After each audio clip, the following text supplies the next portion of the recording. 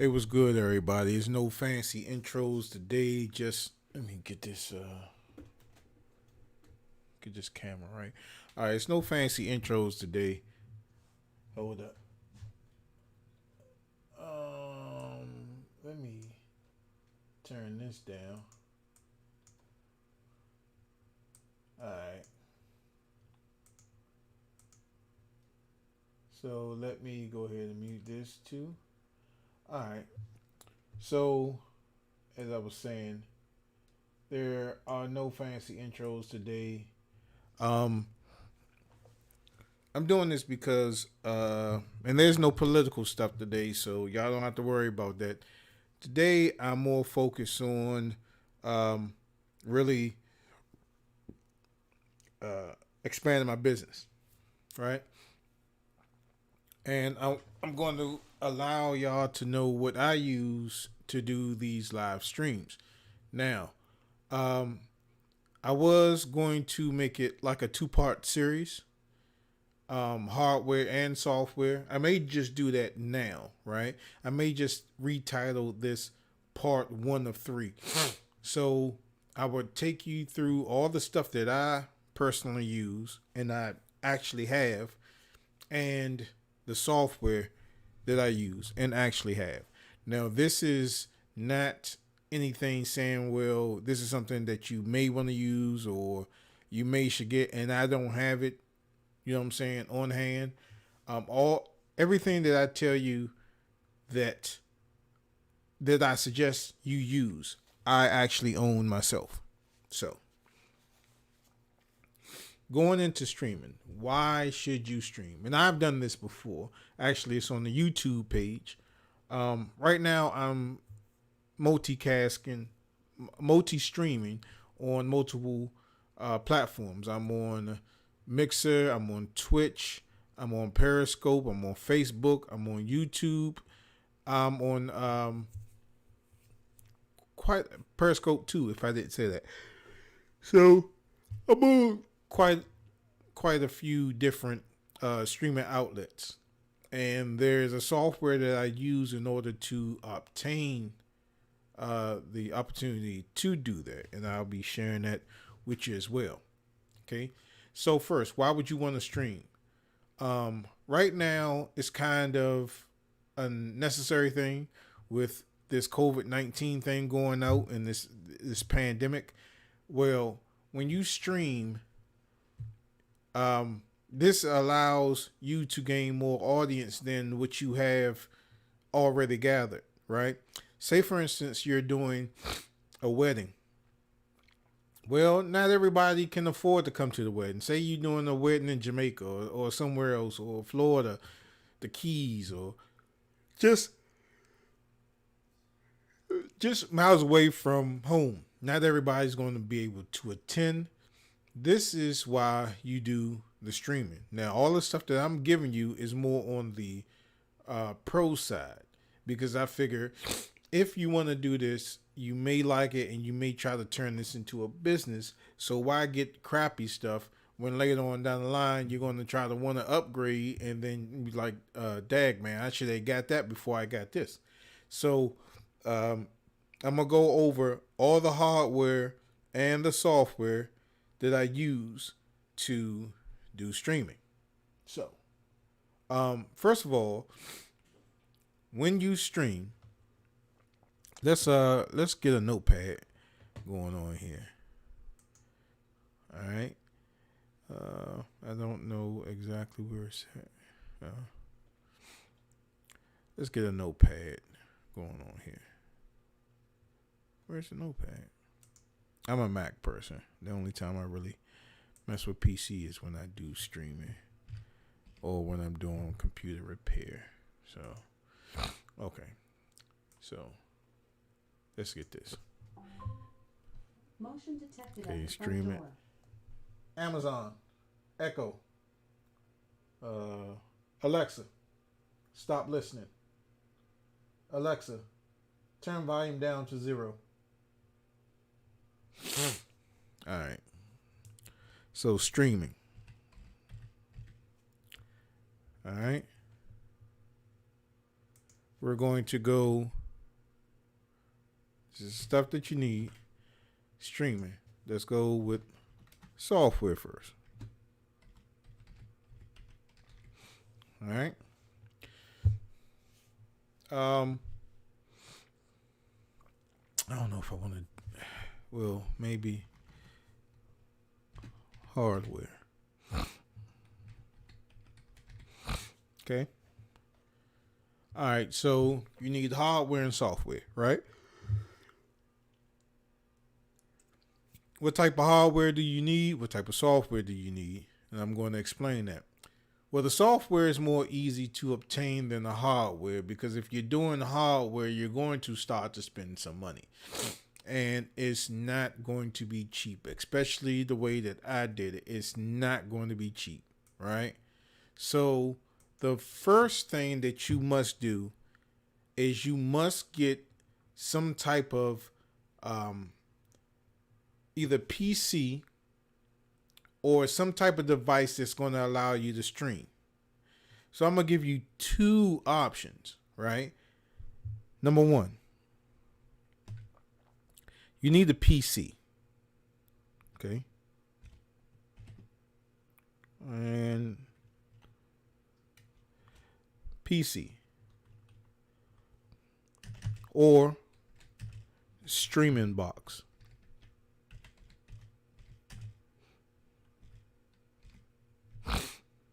Okay. What is a streaming box? And that may not be the correct terminology for it, but it's something that allows you to do the same thing that the PC does, right? The PC is going to give you everything that you need to do the stream, right? As long as you meet the specifications of the PC. Now, you have to have, for PC,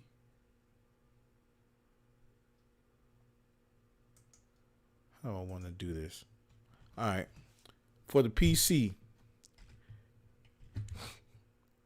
the one thing that you need to make sure that that PC has is an adequate processor. And that's your CPU. Your CPU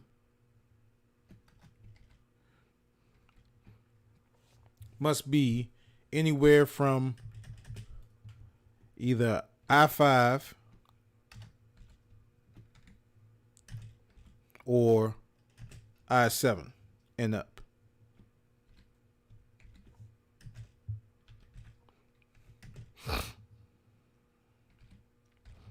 Okay.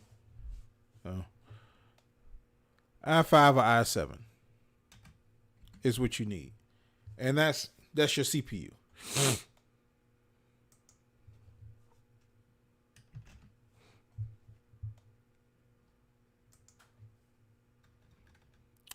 The reason why you need an i5 or i7 is it has enough cores in that processor alone to run everything that you need, whether you're going to be taking video or whether you're going to be playing a video game and it needs to encode that goes along with your GPU, which is your graphics card. So those play well together. Now, this is an Intel product. I don't stream on Radeon. So I don't really know about their processors. Now, you may get a Radeon card that's equivalent to an i5 or i7. You may get that. But if you stream, and listen to me, because most people debate this, but in my field, I think it's necessary. When you stream, you need a box by itself to stream. You cannot, in some cases, stream on the same computer that you're doing functionalities on. Meaning, if you want to stream PC gameplay and you want to, if you want to stream PC gameplay and play gameplay on the same box that you're streaming on, well, you're going to run into a lot of problems because the video card is not only encoding the video game that you're playing, it's also encoding the stream that's being output to YouTube or to whatever other platform that you're using. So your CPU on a PC needs to be at least an i5, and it needs to be a standalone PC. If you're gonna build one, if you're gonna buy one, just use it just to stream. Don't use it for anything else. Right. Number two. Oh, let me show some pictures. So I said an i5 processor, right?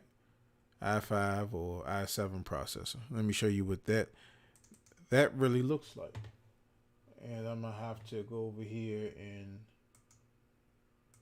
pull a tab. All right.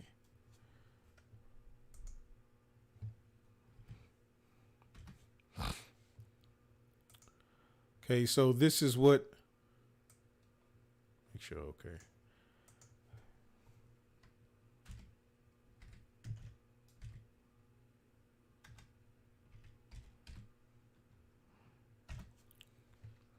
Okay, this is normally the brains of your computer. Now, you can go like i9, but that's mostly for like gaming. That's a little bit too much power for a uh, a streaming PC, because the only thing, if you're just using that PC just to stream, you're just using that PC just to stream. It doesn't need anything else other than the 8 or 4 cores that's housed inside that processor for you to use that to be able to stream. And I'm going to be using terminologies like that, like GPU and CPU and stuff like that, because doing this, you would need to know those terminologies. So if somebody says video card, and you're like, okay, I know what a video card is, and then they later on say, well, the GPU. I'm like, well, dang, what is the GPU? GPU and graphics cards the same thing. Like CPU and processor is the same thing. So your CPU is your computer's processor. So it needs to be either i5 or up. i5, i7. i9 is a little bit overkill. I mean, it would do the job, but hey, if you're going to spend that much money on a processor just for a computer just to do streaming, hey, if you got it, do it. All right. So the second thing that you're going to need is you're going to need an adequate GPU. GPU. Right? So let's see what happens when I put GPU in the search bar. GPU. Let's see what comes up. Like I said, it's a graphics card. It's another terminology for a graphics card. Now, with a GPU, I use NVIDIA products. I love NVIDIA products. I've never had anything bad to say about a NVIDIA product. But you want to make sure that the GPU has at least 8 gigabytes of RAM on it, right? You need 8 gigs.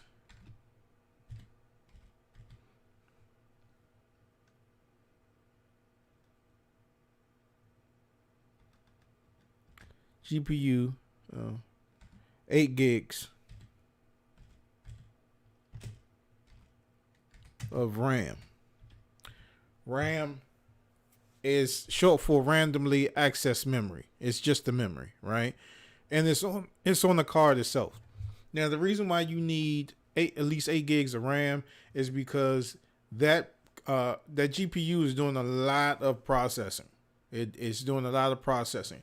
It's taking the video that you're giving out and it's decoding it, and it's doing a lot of stuff to it just so it can display, push that display out on the internet. Also, you want a GPU that has multiple outputs on it. Now, we've seen something like this. You see how I'll show you older GPUs. You see how this GPU has a DVI output, a VJ output, and a HDMI output. Well, you're going to want something a little bit different because right now, I mean, the if you set your stuff up the way that I set my stuff up, you're going to need multiple display ports. You're going to need multiple monitors. Okay, for me, I have 3 different monitors.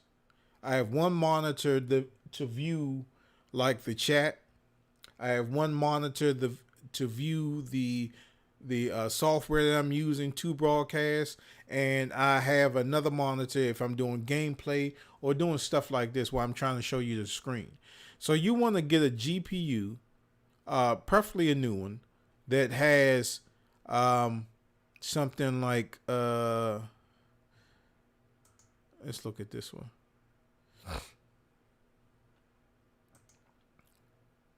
All right. Okay. You see how it has these different type of connections right here? This right here. Oh, okay. Let me see if I can zoom in a little bit more. This right here has 4 different outputs, right? So you have 1, 2, 3 display ports, which you can easily get like a display port adapter to HDMI.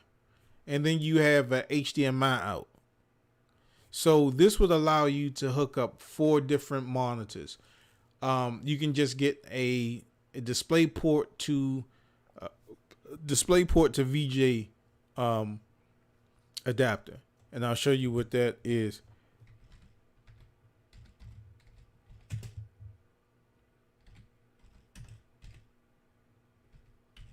And I said DVI or something. I meant to say HDMI. Okay, so this right here. No, this is USB. Why did it show me that?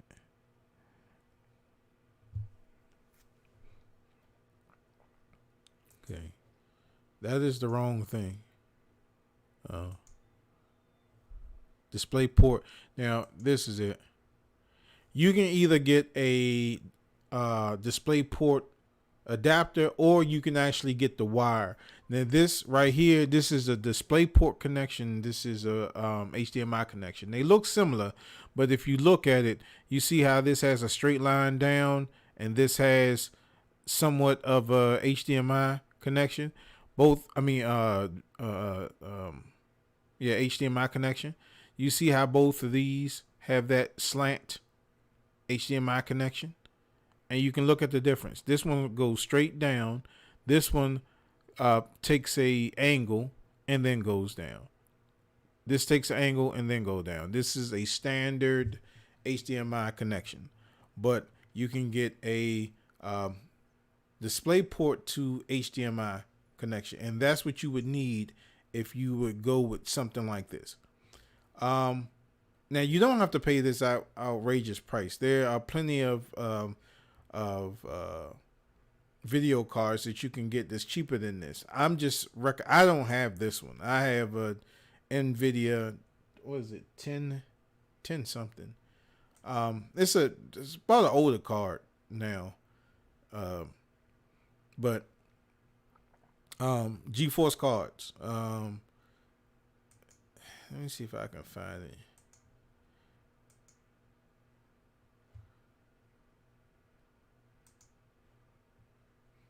Let me go to my settings. Oh, I can go to control panel, and it'll tell me what I have in here.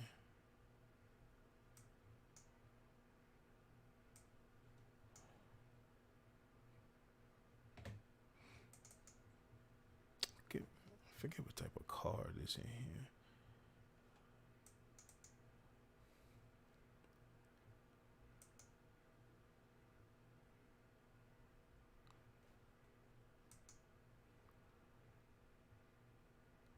So the processor that I have in here, there's a show.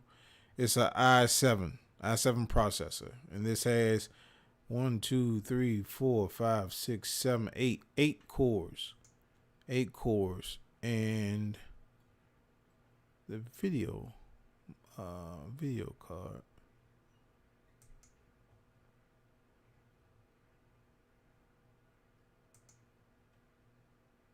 No, it's not on there. Oh, this one I have a GeForce GXT 970, and it does great for what I do. So that is what I have, GeForce GTX 970, and that has a couple of display ports and VGA. I mean, not VGA. It does have VGA, and then it has HDMI.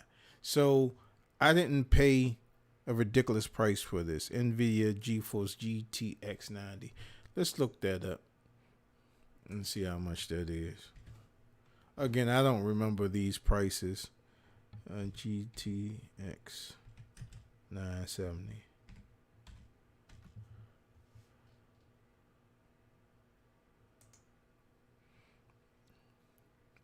Okay, yeah, that's what she looked like.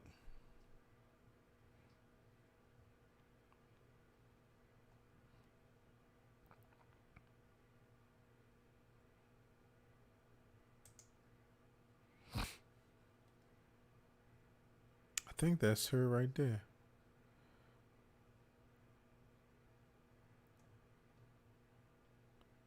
Okay, this one I think the one I have has 8 gigs of RAM on it, or maybe it's 4. So let me change that. 4 gigs of DDR5. So we want to change the 8 to 4. So that was my fault. So the GPU, you would need a card that has at least 4 gigs of RAM on it, and I went with the oh, that's not even the same card. The card that I have, as you can see, is a GTX 970. So it's not a high end card. It just does the job enough for me to what's up, Renard? It just does the job enough for me to do what I need to do. So so we got the CPU, which is your processor, and the GPU, which is your video card. The next thing that you need is you need to make sure that you have enough RAM, random access memory, and I recommend um, I recommend at least 16 gigs of RAM.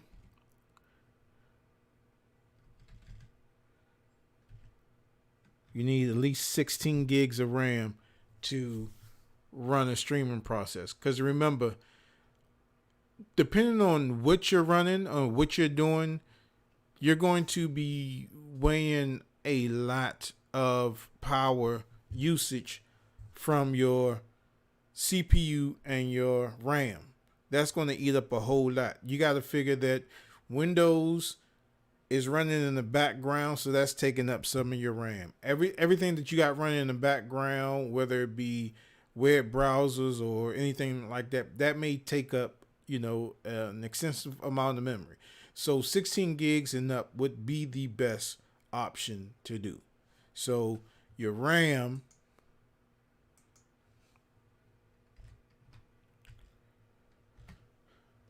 like, so when I type up RAM, then this stuff will come up. A picture of this stuff will come up. And RAM is just random access memory. And this is just the memory that you put in your computer. Now, whether you're building a computer or whether you're getting one a standalone, you go to Micro Center or Best Buy and you get one, you need to know the specs of this computer. Plus, also, you need to know if you're able to expand on hardware inside of this case. The reason why I don't like buying like HPs and all these other name brand computers is when it's time for you to upgrade, you may be limited to not be able to upgrade your memory. You may be limited to not upgrade your video card or your processor because these are what is it called? I'll think of the word in a minute. But they only fit proprietary. That's it.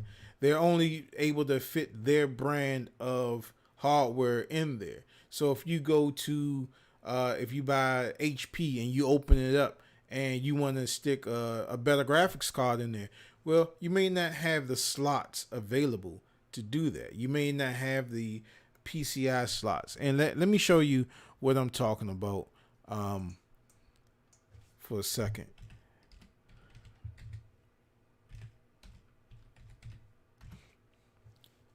Now, when I build my computers, I always look at the motherboards and I always look at like what am I going to do in the future? What does it have? Does it have USB 3.0? Does it have USB C type? These are some of the connections that I may need to get later on down in the future.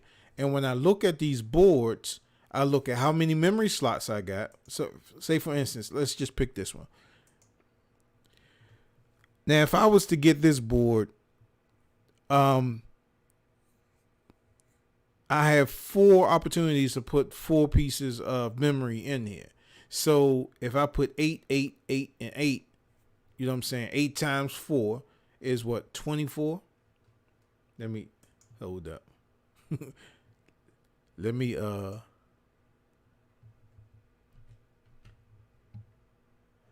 8 times 4 is 24. 8 times 4. Oh, 32. My bad.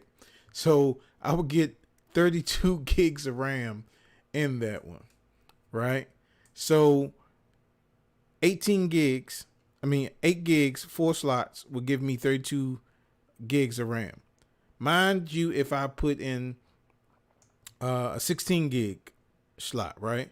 So 16 times 4, and I will do the math on this one. Sorry about that, y'all. 16 times 4 will give you 64 gigs of RAM.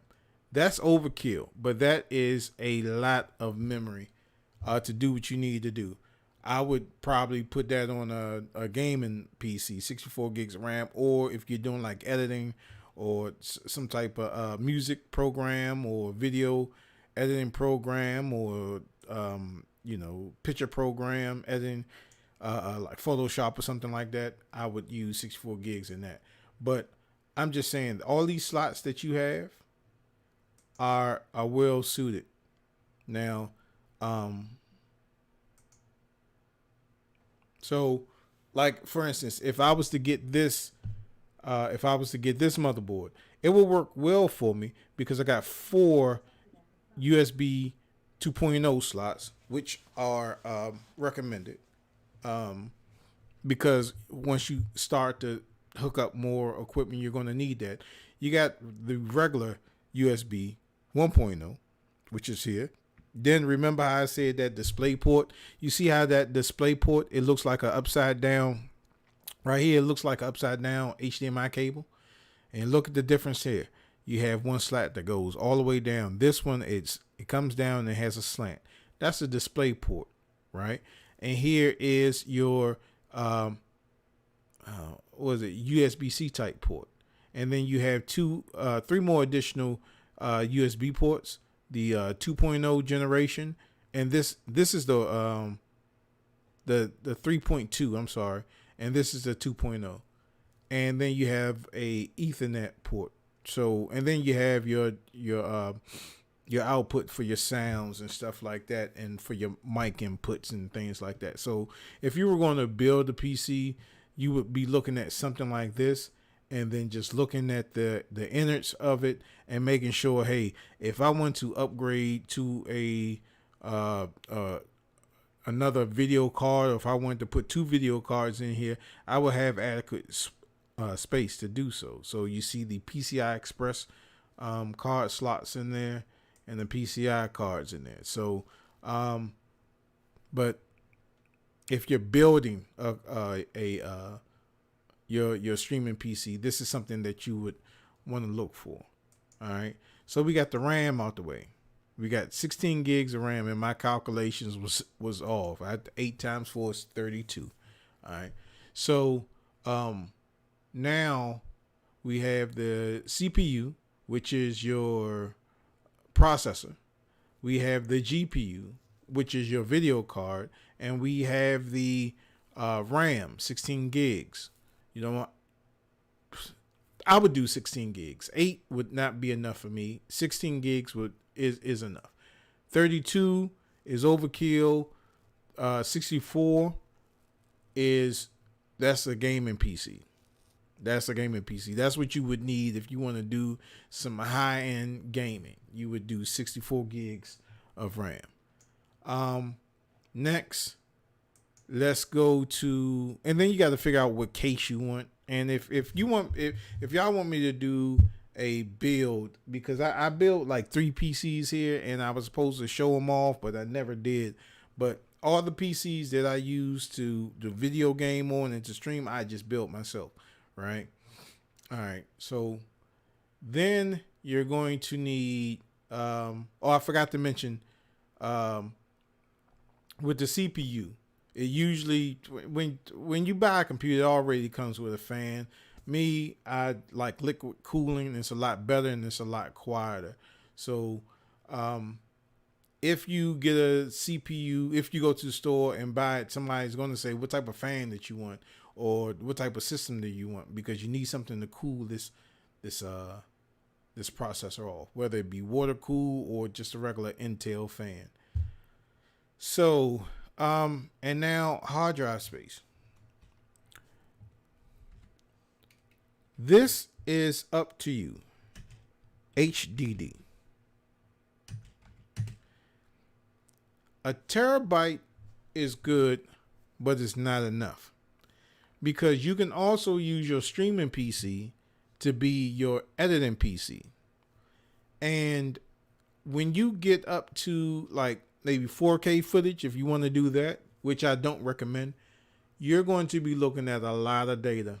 A lot of data. You figure this. My Blackmagic cinema camera, in order for me to get 30 minutes of 4K footage, I need a 500 gig standard SSD. I can only get 30 minutes out of 500 gigs. Now times that times like 8 terabytes, and you'll see how much footage I would only be able to get out of 500 gigs. If I'm doing something like 1080p and below, well, you're looking at about 2, 3, 4, 5, 6 hours, something like that, depending on the codec. And that's another thing with itself.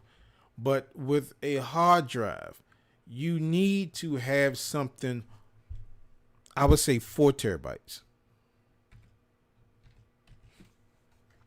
All right. So we all know what a terabyte hard drive, we all know what a hard drive looks like, but I'll show you anyway. HDD. I'll just go a terabyte.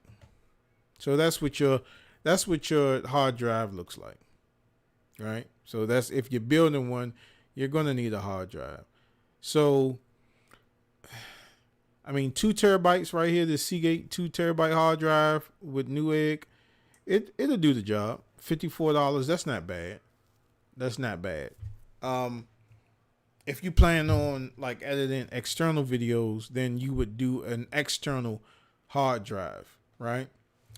The rule of thumb is, when you do these streams or you do any recording, it's best not to keep your files on the PC that you're doing the recording or video production or photo editing.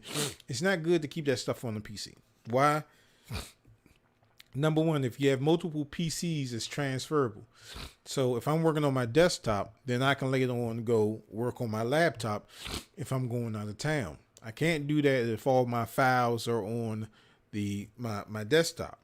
Another thing is that if you do multiple desktops, every time you save, you take that save media and you put up.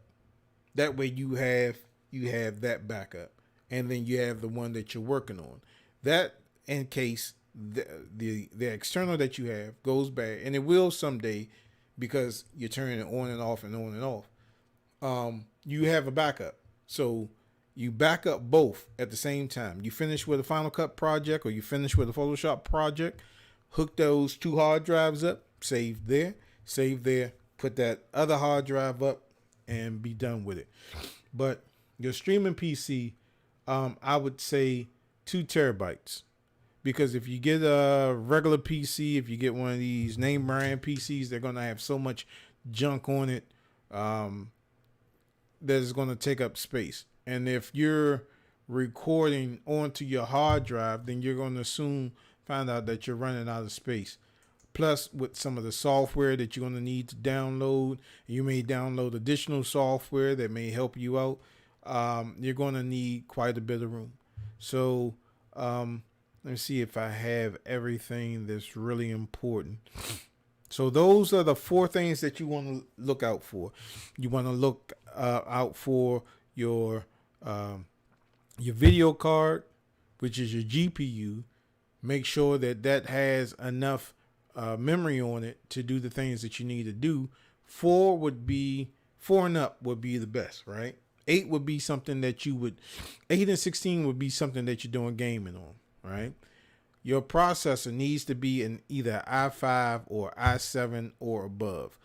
Anything less than that, you're going to get a lot of choppy stuff. It's not going to work. So it's best to go ahead and spend that money. If you're determining whether you're going to get i5 or i7, I would go ahead and get whichever one that you can afford, but eventually you want to get to that i7.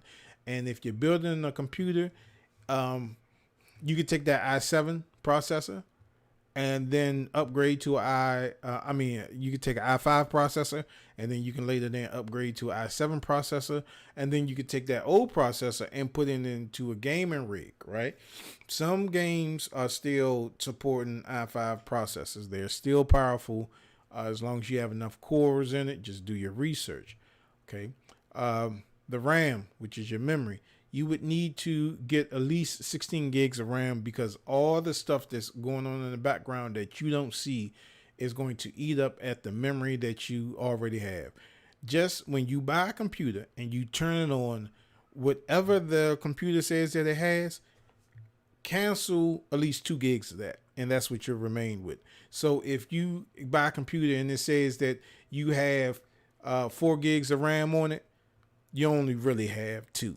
Because 2 gigs are already being used by Windows and the background processing and everything else that's going on. So you really don't have what is stated on that computer. You're always going to have to subtract from what they say that you have, depending on the stuff that you have running in the background. All right. So this is what your computer would need to be. All right. But you also have another option for you people that don't want to have a computer. And this is something that I have. Now, I told y'all that I'm not recommending stuff that I don't have, but I do have this thing. And it's called a YOLO box. And I'm going to tell you what this does. And it's more than a computer.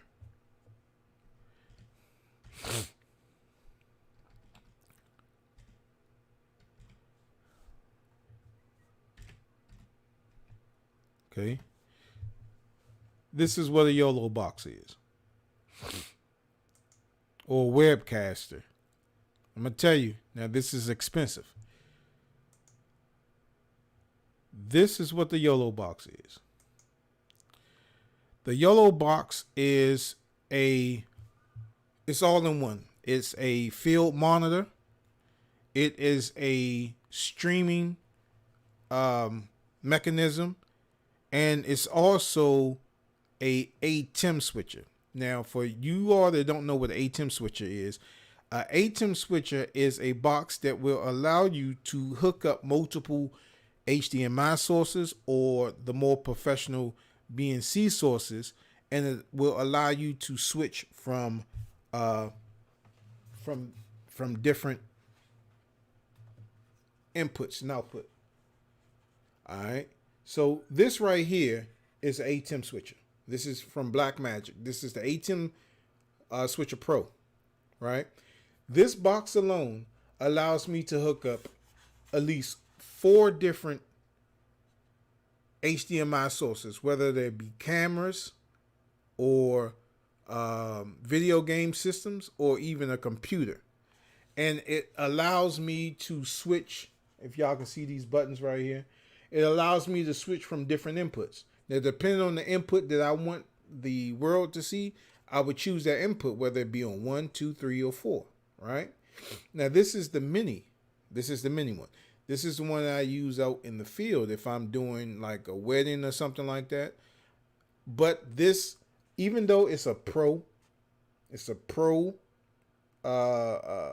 device, you can say on the one end is not really a professional device because it still uses HDMI sources. The difference between HDMI and BNC is that BNC has a lock-in mechanism on the let me show y'all real quick. BNC.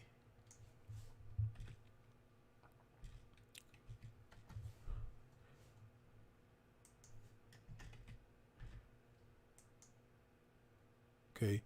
This is a BNC cable. Okay. Now, the difference between BNC and HDMI is BNC is mostly used by the professionals. Number one, BNC cables has a transfer rate of 300 feet. Now, you can run extensively 300 feet and then put a repeater on it and then run 3 more 100 feet and then double up repeaters and stuff like that. But 300 feet, that's long. That's really long. What I do in some weddings where I would run a cable to a camera operator in the camera and I would be in the back room somewhere. So I won't be part of the wedding. So you won't see me. The only person that you will see is one camera operator, and I would just need him to do a pan left, pan right, or pan the crowd or something like that. The rest of the cameras I would have would be more so stationary, so I wouldn't need to have any operators on that one. But BNC cabling, you get 300 feet versus HDMI, you can only get up to 10 feet, and 10 feet is pushing it. So with HDMI, you have to be real close to the subject that you're filming in order to do that. But like I said, I have 2 Blackmagic ATEM switches.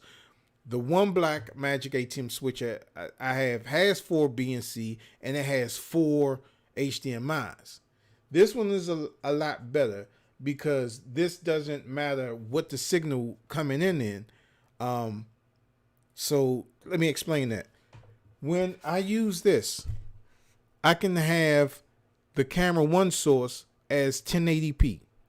I can have a camera 2 source being 4K. I can have camera 3 source being 720p. And I can have camera 4 source being 1080i, right? So I have 1080i, 4K, 720p, and 1080i, right? Well, with my other ATEM switcher, that wouldn't work because it doesn't like that. It would have to be all one signal. This ATEM switcher, I can mix the signals up and it doesn't matter, right? And you will get clear video and it does all the encoding here. So other than using this, I would just, it's 2 different versions. It's the Pro and the Mini. The difference between the Pro and the Mini is the multi-view where you can see everything that's hooked up and then being able to stream live with it. Now this will have to hook up through your computer.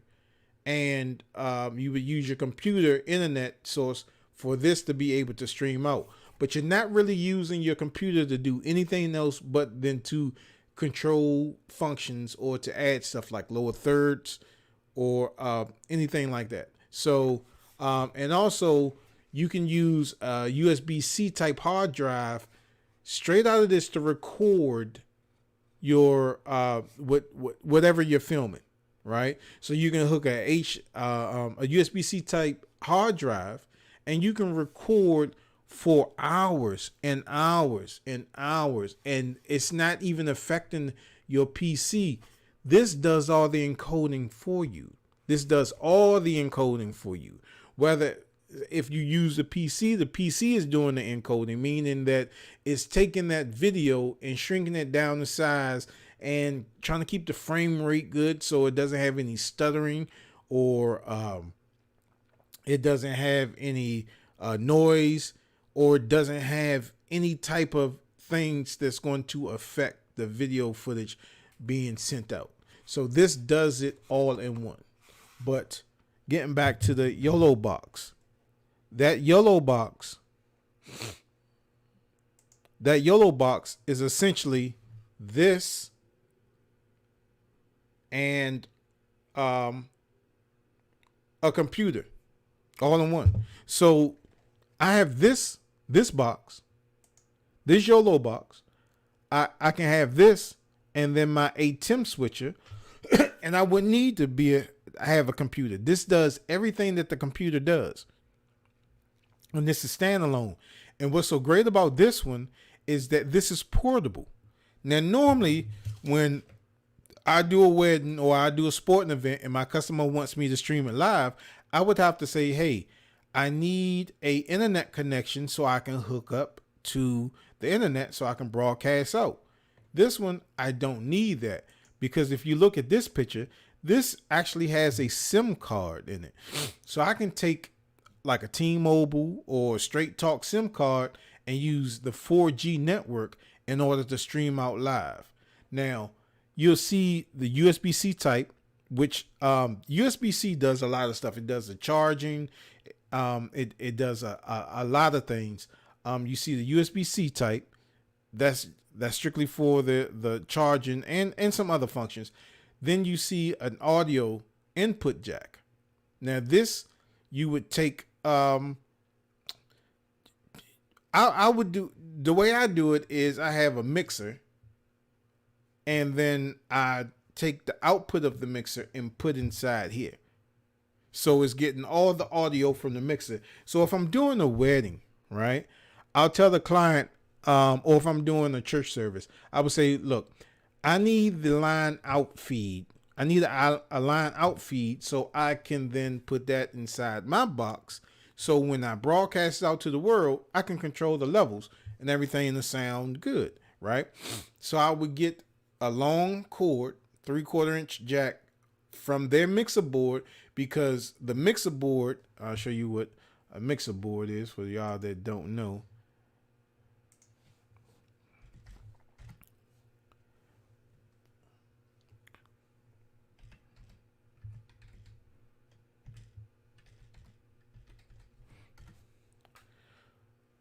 So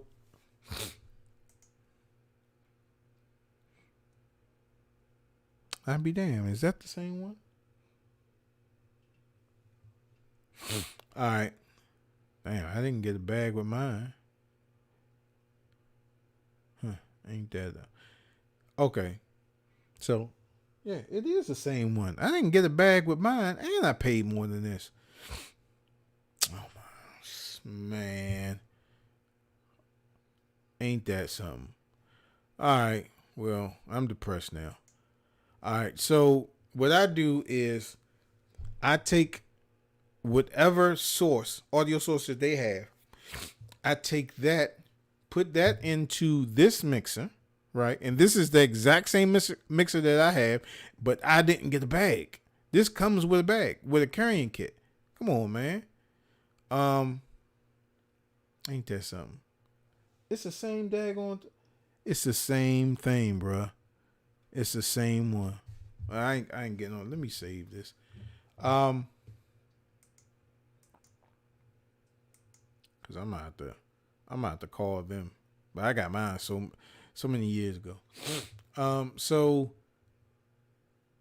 I take what they're giving me and I bring it into here, right? So I'm monitoring the levels. I can only monitor everything that's coming out. So if they have the drums, the microphones, and everything else, I'm just getting that one feed. So there is another mixer board that's controlling all of that. So whatever audio that I'm getting from them is what is going to be heard to the world, right? So if their audio is messed up, it's only going to get messed up on my end. And then when you hear it, you're going to hear what they're putting out. So that's not on me, right? That's on the church or whoever else is giving me their feed, right? That's on them. But if I was to take in a feed, then I would have enough for the drums, mics, and all that other stuff. I would have enough to do all of that. And then from out of here, from out of my mixer, I put into the YOLO box, right? So the YOLO box does everything for you. It does everything for you. There is no computer needed for this if you want to do something like this. But then again, you're looking at the price that you got to pay. This is actually cheaper than buying a streaming PC, a good streaming PC. Now, I may be wrong, but let's go to a place like where I shop, Micro Center.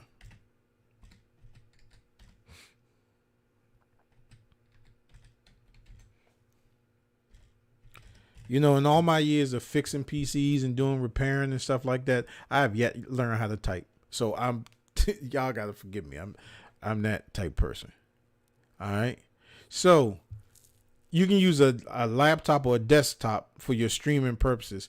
If you're going to be more on the go, I would look at doing a laptop. But then with a laptop, you're limited to ports on it, and these ports you may wind up needing.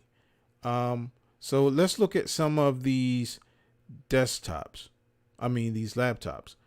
Now, this one has, and then you can't upgrade the hard drive in most cases. But if you're going to stream and you're going to be stationary, I would not recommend you getting a laptop. I would recommend you getting a laptop as a second source.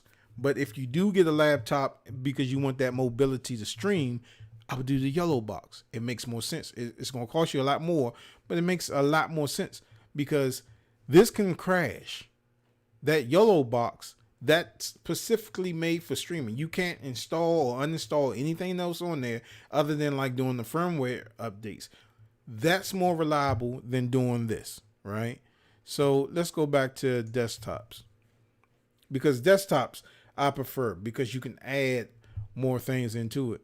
So you're looking at, say for instance, you wanted to get this Dell. This is a i7 3.0 processor, NVIDIA card, 16. This has 6 gigs DDR6, 32 gigs of memory. So this is a pretty good. This is a pretty good streaming PC. But you know what?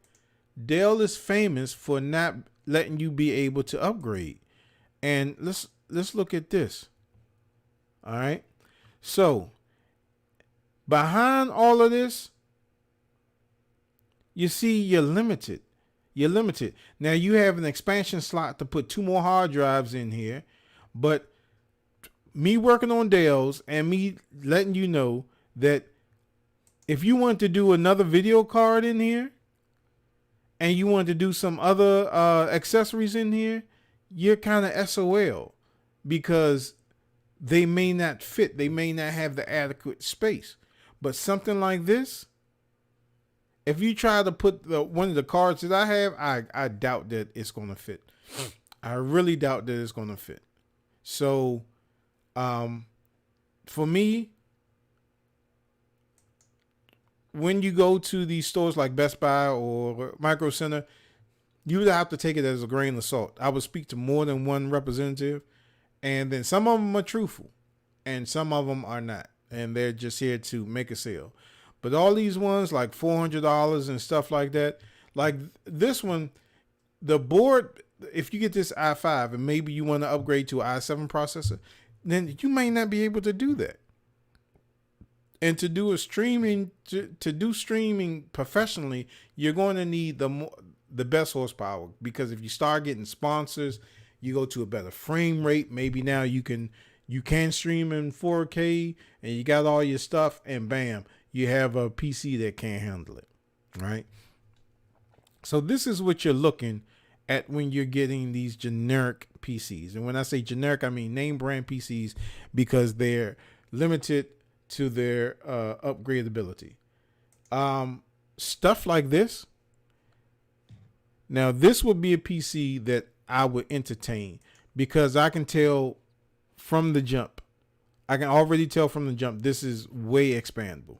This is way expandable. If you look inside here, you can switch the motherboard out in here if you want a better motherboard. And you can also switch the cards out here. And the reason why I know that you can, this is a better card, because a better PC, is because this has no type of space that's interfering with it for you adding cards. And another thing with the power source, when you're dealing with these Dells, a lot of Dells have proprietary power sources, meaning that if that power source go bad, you cannot just go to Staples or Best Buy or Micro Center and get a random power source, a 7400 power source, or 50 something power source. You can't get that because the connections will be a lot different than what this computer would take. You need, I think it's 3 different connections, and then you got to hook up all your fans and stuff like that. So this computer right here, this power spec, I can already see that it's, if I was just going to say, look, I don't feel like building a PC and I just want to just go ahead and get something out the box, this would be the something that I would get. I wouldn't accept this graphics card because, like I said, I don't deal with Radeon products, so I don't know how good they are. The RAM I can deal with. The hard drive, I would put a secondary hard drive in there. But everything else other than the graphics card, I would be able to do. So this is a good PC. You just want to make sure that you have clearance, because later on down the line, you're going to want to upgrade, and you're not going to be able to upgrade with some of these PCs, right? So, oh, I forgot one thing. You're going to need a capture card. The most important thing is a capture card.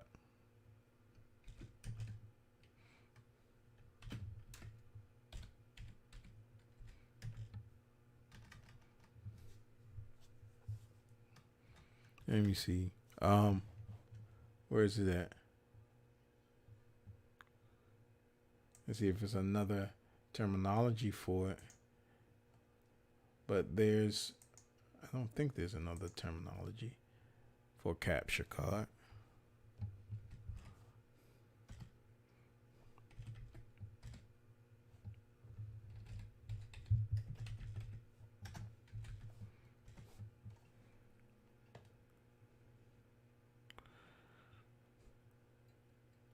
No, there's no slang for, well, not slang, but all right. So on 5, capture card.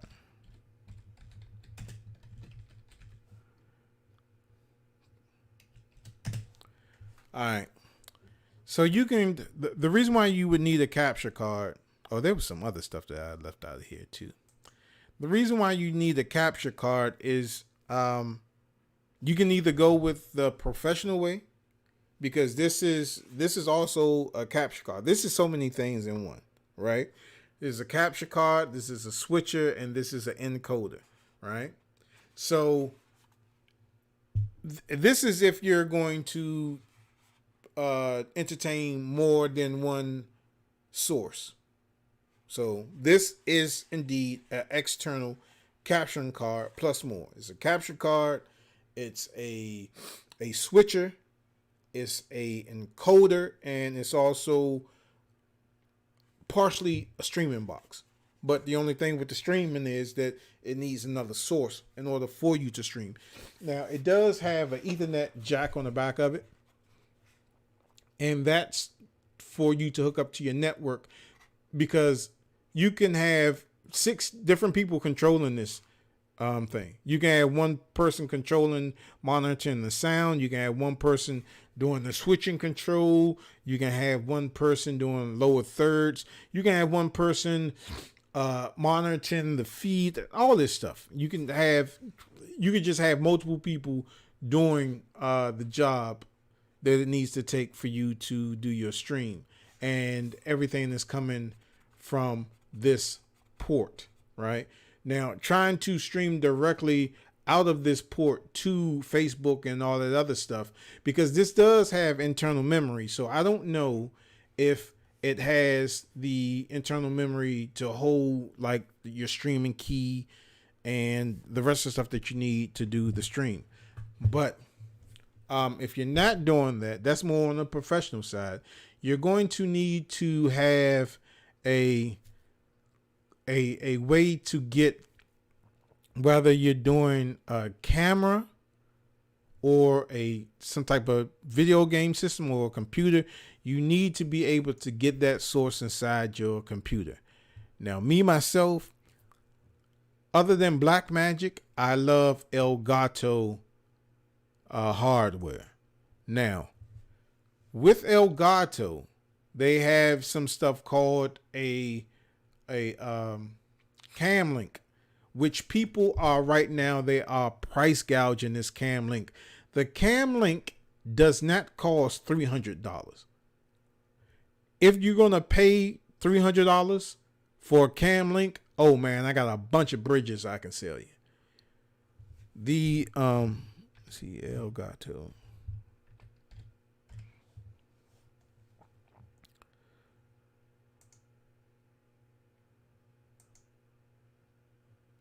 So let's go to the Elgato stuff. Okay. Now,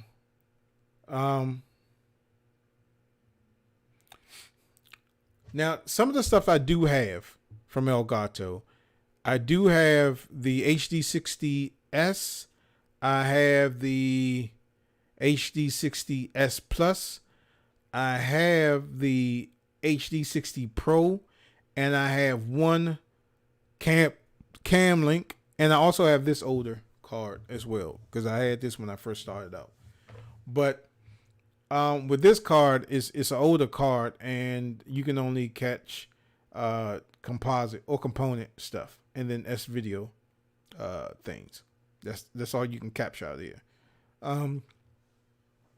So unless you're doing like a Dreamcast or Nintendo, I'm talking about the original Nintendo or ColecoVision, or something old like that, or you're capturing something off of a VHS tape, you would use something like this. Now, I don't know if they still sell this or not, but I don't know.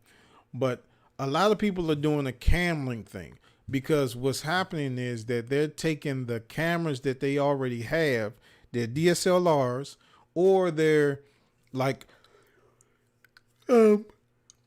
little handy cam cameras, and they're using this instead of a webcam. Now, the difference between using a webcam and a camera is that you get better frame rates out of a camera than you do a USB camera, right? So, let me see. Capturing card. You can go with any type of capturing card that you want. Just make sure it's going to capture the source that you need to be captured. So if you're doing something like, if you have a camera that has a BNC connection, use that. I do have one. I think it's by Avert, and it uses BNC so I use my JVC 700U, which is back here. I use that to capture footage, audio and video from that. And let me see if I can find that card.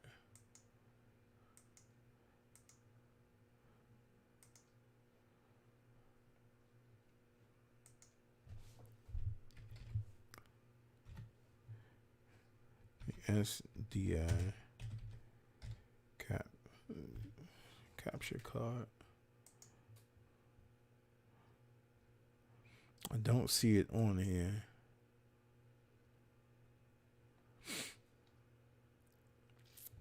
But basically, what it looks like, it kind of looks like one of these Elgato capturing cards, but it has a USB-C on one end, and then it has this BNC connection on the other end. So I cannot find it.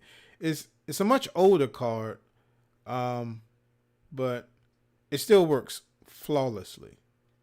It looks something like this, but instead of having that USB port on, this is it right here. So this is one of the ones that I use, and it's actually the same one. So, like I said, this has like a little cord that runs out and it becomes SDI, and this end it actually hooks up to USB-C type. So, I use that, and I rarely use it unless Mike and I are doing the gaming show and we're doing it live, and I'm sitting up here recording both of us instead of somebody using somebody here, because when we record it's just the both of us, so we don't have like a producer in the background switching and doing lower thirds and stuff like that. So that's one of the capture cards that I use. And when you start getting capturing cards,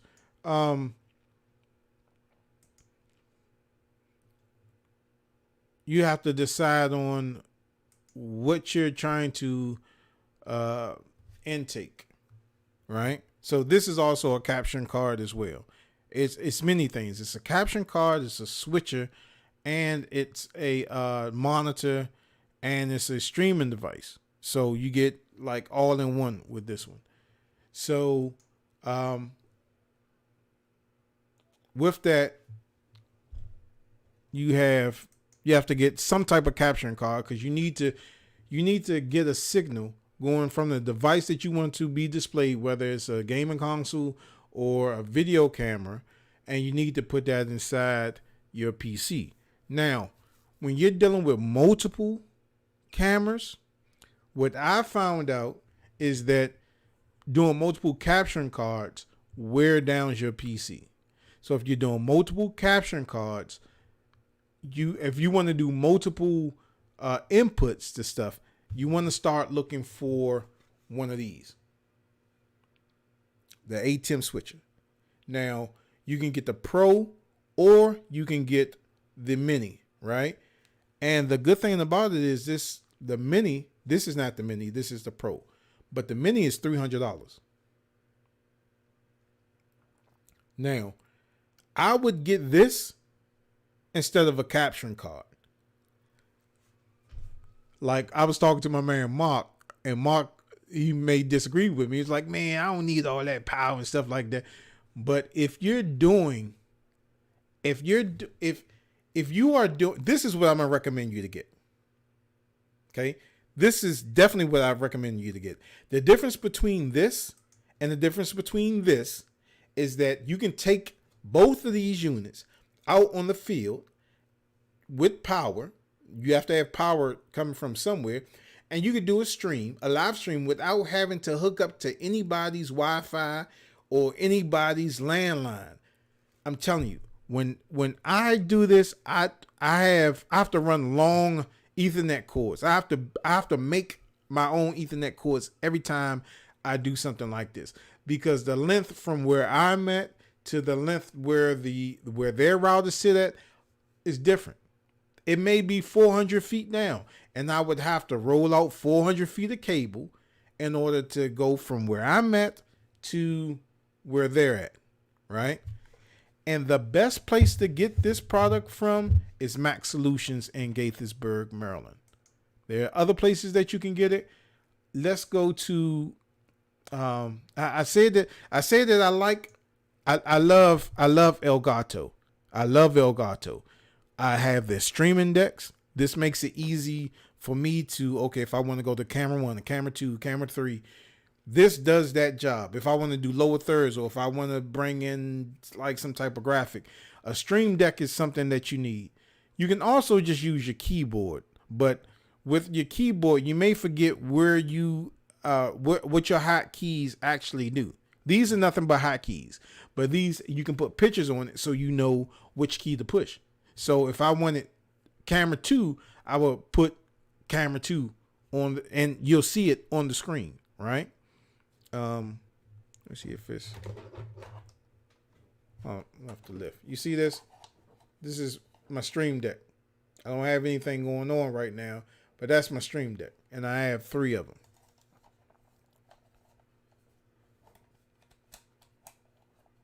All right.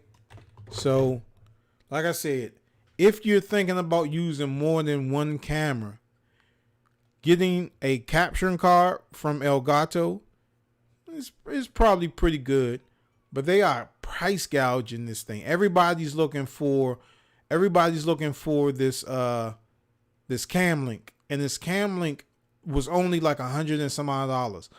People are price gouging this thing for like $300-$400. If you're gonna pay $300-$400 just to display one HDMI source, you are crazy. Why not just go ahead and go to blackmagic.com? And I'm not sponsored by these people. I'm not sponsored at all by these people.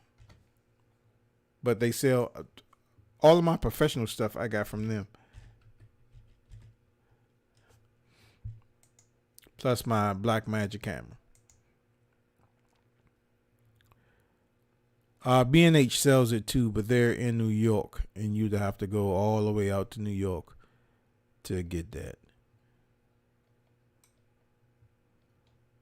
But you can go to Gaithersburg, Maryland, and go right to. They don't sell that.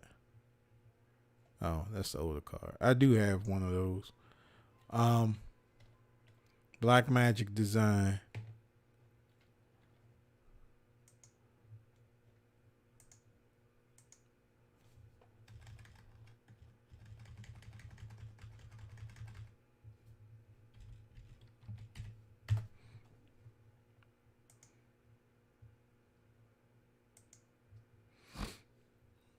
Okay. So, no, that ain't it. Oh, this is it right here. Now, if you go to Blackmagic's website, this is all the professional stuff that they have, man. I'm telling you, when you start doing streaming and you start doing recording outside streaming, this is the website to go to get your products. I have brought from them faithfully. I have screens. I have the ATEM switches. I have 2 ATEM switches by them. I have converter boxes that convert HDMI signal to a SDI signal, and you're going to need that. Like I said, SDI, you can run longer cables using SDI, right? Oh. So, where is that ATEM switcher? I don't have this 6K, which I think I'm going to get, but I do have the Pocket 4K cinema camera.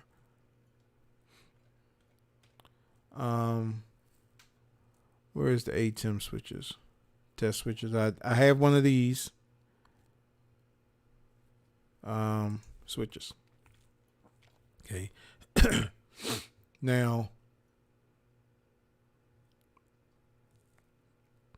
you're looking at let's look at this real quick. Okay, so this is basically what an ATEM switcher is. The ATEM switcher, like I said, is going to allow you to switch different camera inputs or different sources from HDMI to BNC. BNC being the professional connection. So this is the one thing I was looking for. I still may get this, but it's not necessary. It's not necessary right now because I can do 8 inputs with the 2 ATEM switches that I have already. But and that's what the software looks like. And this is what the back of it looks like. Now this is the back of a professional ATEM switcher. You see all these connections right here? These are BNC connections. The difference between BNC and HDMI is that if you have an HDMI cord dangling somewhere and somebody comes and walk on it, they'll rip that cord right out. And you may be as far away from that board and you would not catch it in time. You can have your subject in the middle of a conversation and that somebody comes step on that cord and then that feed is gone. The difference between that and the difference between this is that if somebody steps on the cord, this whole thing is going to move. The cabling is not going to come out. So you're going to know if somebody steps on this cord, because when you put this, when you lock this in here, it's locked. And there's no way of somebody pulling it out. You have to put it in and then turn it, twist it, and then it locks it. And then you just twist it, pull it out, and that's how you unsecure the signal. And this is this is what you'll see, right? So when I look at my ATEM switcher, you have a preview and you have a program out. The preview is what you'll see, and that's why you need multiple monitors. The preview is what you're going to see before you actually go live. So for this case right here, the program is this lady in front of this stove and she's talking. Well, the next shot that comes up, I want to preview it before I make it go live. So I may go to camera 1, camera 2, or camera 4, camera whatever, or media player, and then we'll get into that later. But you have all these different camera inputs, and then either you can press on it twice, depending on how the way you have your ATEM switched up. You can press on it twice, and then it'll go to the program feed, and the program feed is what you all will see. Or you can just preview it so you can get the best shot. So you can talk to the guy. Say if there was a guy running camera 2, you can say, hey, pan up a little bit, pan up a little bit. Okay, good. Stay right there. Bam. Now I'm at camera 2. I'm previewing camera 2 here and here, but then I make it go live. So that's what an ATEM switcher does, right? But that's on the super professional side. So if you're, and I'm telling you, see how this setup is? They're all running HDMI cables, and you see that the HDMI cables does not allow them to go that much farther than what this this box will do, right? So you have at least 8 feet to go. You have 8 feet to go, and this is what the ATEM switcher looks like. This is the ATEM Mini, and you have the ATEM Pro. And this is the difference from this.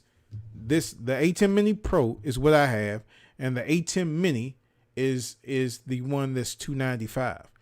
As I said again, if you're going to get a capture card, do not go out here and spend $300 on a Elgato Cam Link or any Elgato product, because in the future you're going to want to have more additional cameras or more additional input.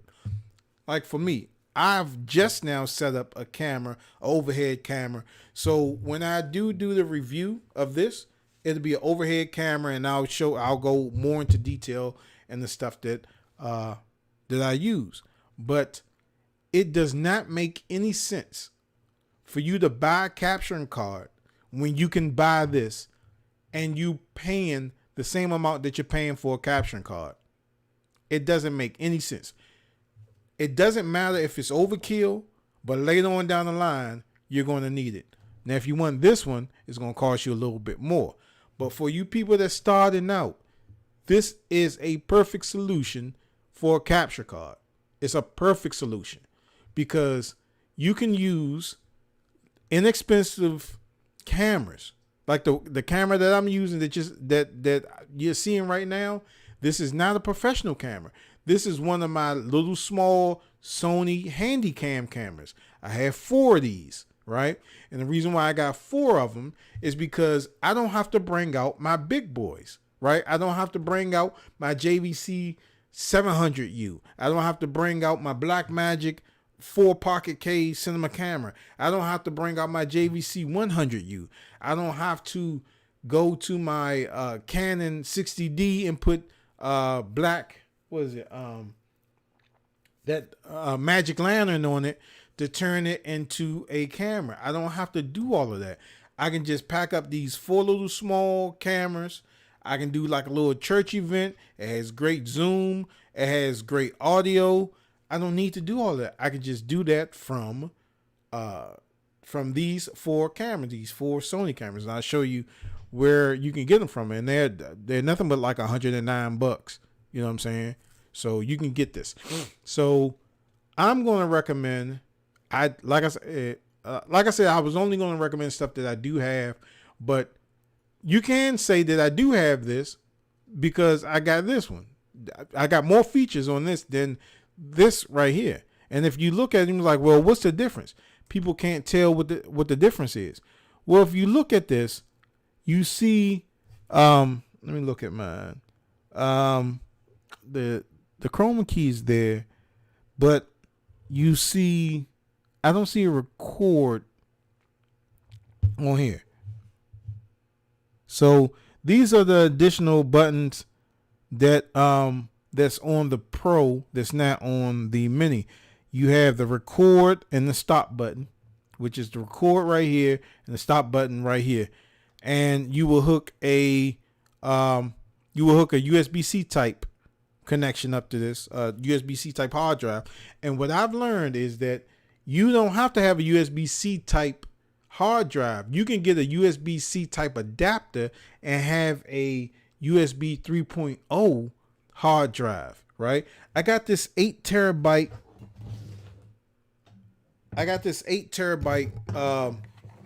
hard drive. And this is an Xbox hard drive, right? 8 terabytes. At the end of it, if you can see, is USB. But then I put an adapter on it to make it USB-C.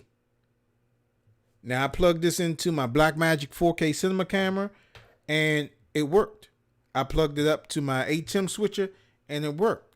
Now, if I'm shooting in 1080p, oh man, before I would have to cut my cameras off because I would have to save the memory cards on it because both of my professional cameras, they only take 32 gig cards, right? So it's 2 30 gig cards. So I can only get 64 gigs of complete recording time out of it. And sometimes a lot of my clients will run over the time that I gave them for these video shoots. Or if I had to do a wedding, then I had to jump around and do setup for a reception and all that other stuff. And I would have to constantly dump the footage off of the cards in order to, you know what I'm saying, to reformat the card and then start recording and stuff like that. With this, I no longer have to do that because I hook an 8 terabyte hard drive up to this. I can go 16 hours straight. They can party like it's 1995 for 18 hours. And I'll be good. I wouldn't have to worry about nothing. But again, so capture card, I would say get the Blackmagic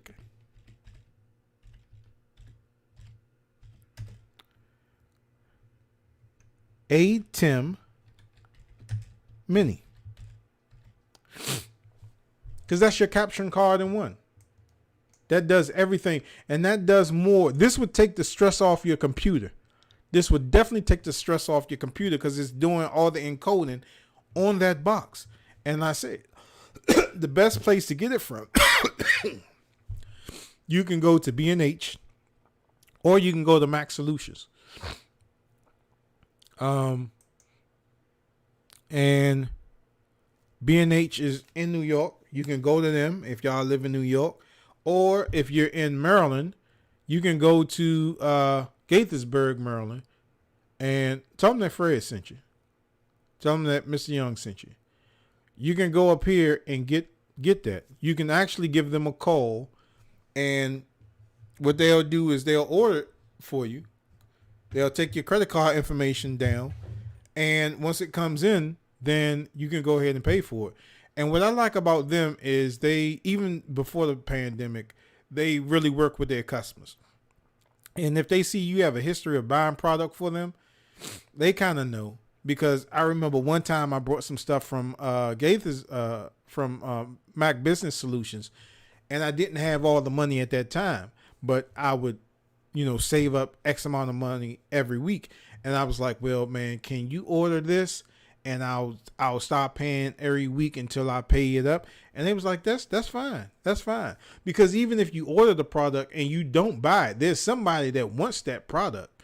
They definitely want that product. So they won't lose any money. They'll refund you your money, but they will not lose money because somebody will hop on that instantaneously.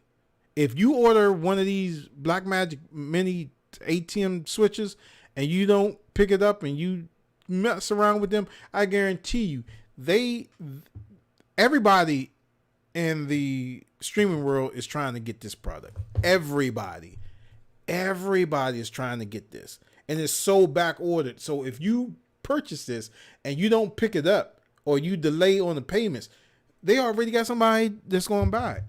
So if you're going to do a capturing card, I would recommend don't do a capturing card. Get the Blackmagic A10 Mini. It's going to cost you $295 plus tax. They can either send it to you, or for me, it's best for it to come to them and I ride out there and pick it up. Because I don't want that type of expensive hardware sitting out in front of my doorsteps, right? So, a capture card is what you need, right? Instead of getting a capture card, get a Blackmagic A10 Mini. It's going to cost you about the same. Not only are you going to have more than one input, you're going to have four. You're going to have four different inputs. That's 2 cameras, a video game console, and something else. And then on the back of it, you have the ability to record all your stuff to a drive, and you have the ability to put 2 mics in there. They had an audio delay problem when it first came out, but now they have since fixed that. So, Blackmagic caption card, get that. I'm trying to tell you, it will benefit you other than getting that Elgato capturing card, because they are price gouging it. If you don't believe me, let's go on eBay. Let's go on eBay real quick. And I'm going to show y'all how they price gouging this.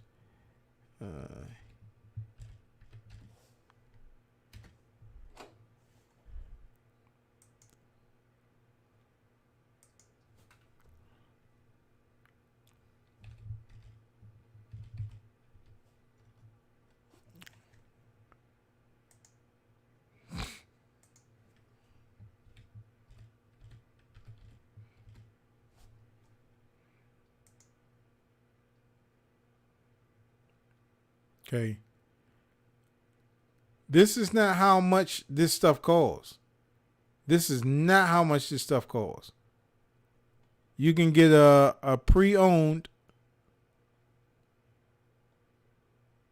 You can get a pre-owned cam link for $189. Okay. I didn't know it did 4K, but okay. Do they have 2 different versions of this? Because I don't believe my box said 4K. I don't remember because I got it so long ago.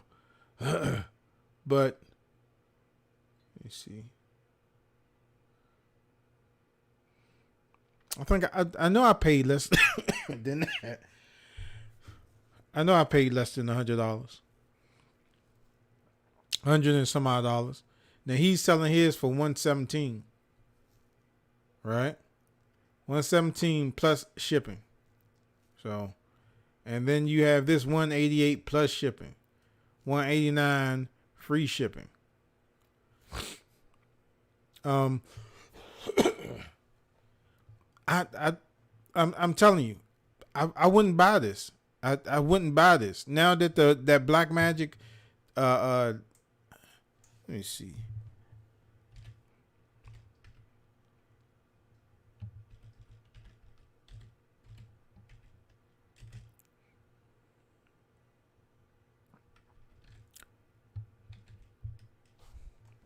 Let's see how much they selling a Blackmagic A10 Mini for.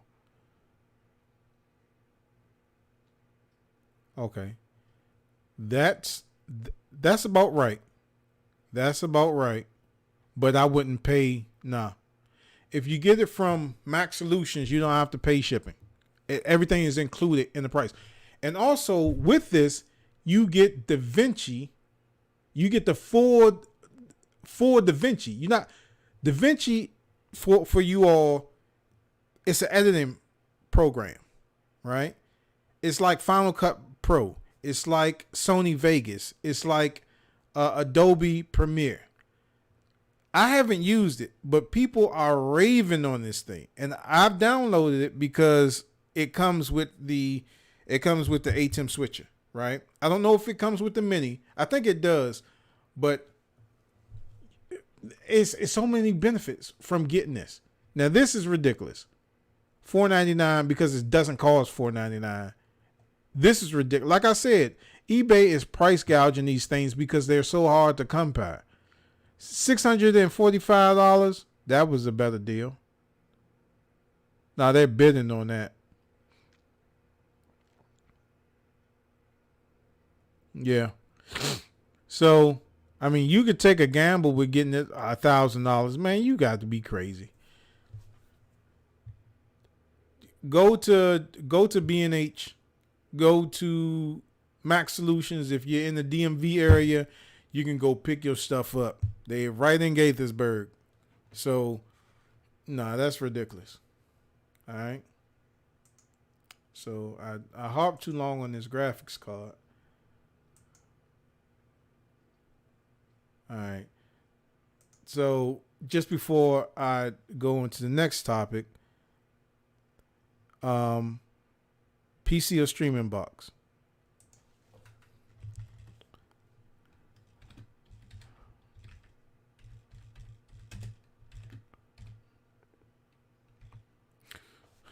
And that's the YOLO box.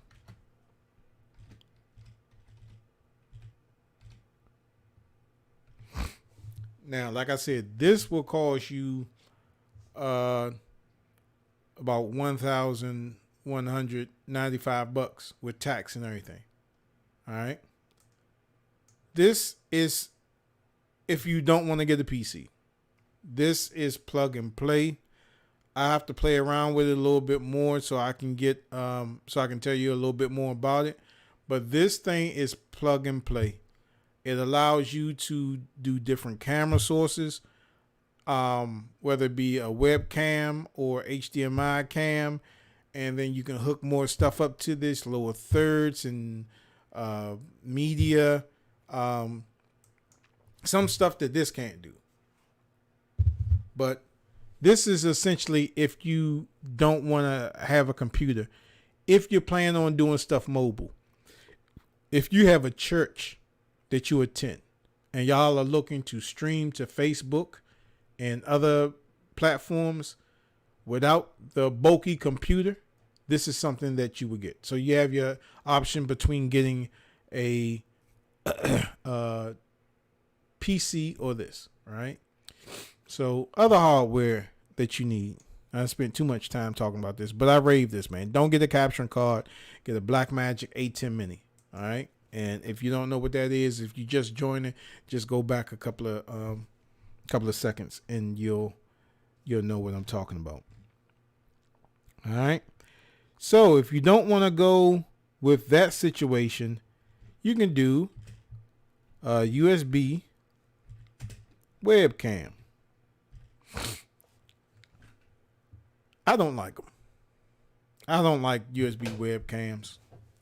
I know Logitech has, I have two Logitech three Logitech webcams. One I use when I do interviews with people calling from Facebook because I have to use that camera and that audio source for them to see and hear me.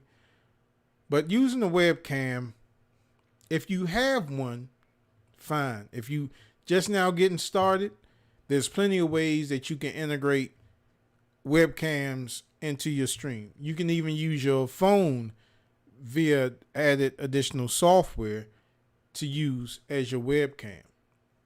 But for me, the webcam is just not sufficient enough. There's a lot of delay. There's a lot of noise if you don't have adequate lighting. Um, and just overall, I really don't like it. I really don't like it. So let's go look at webcams.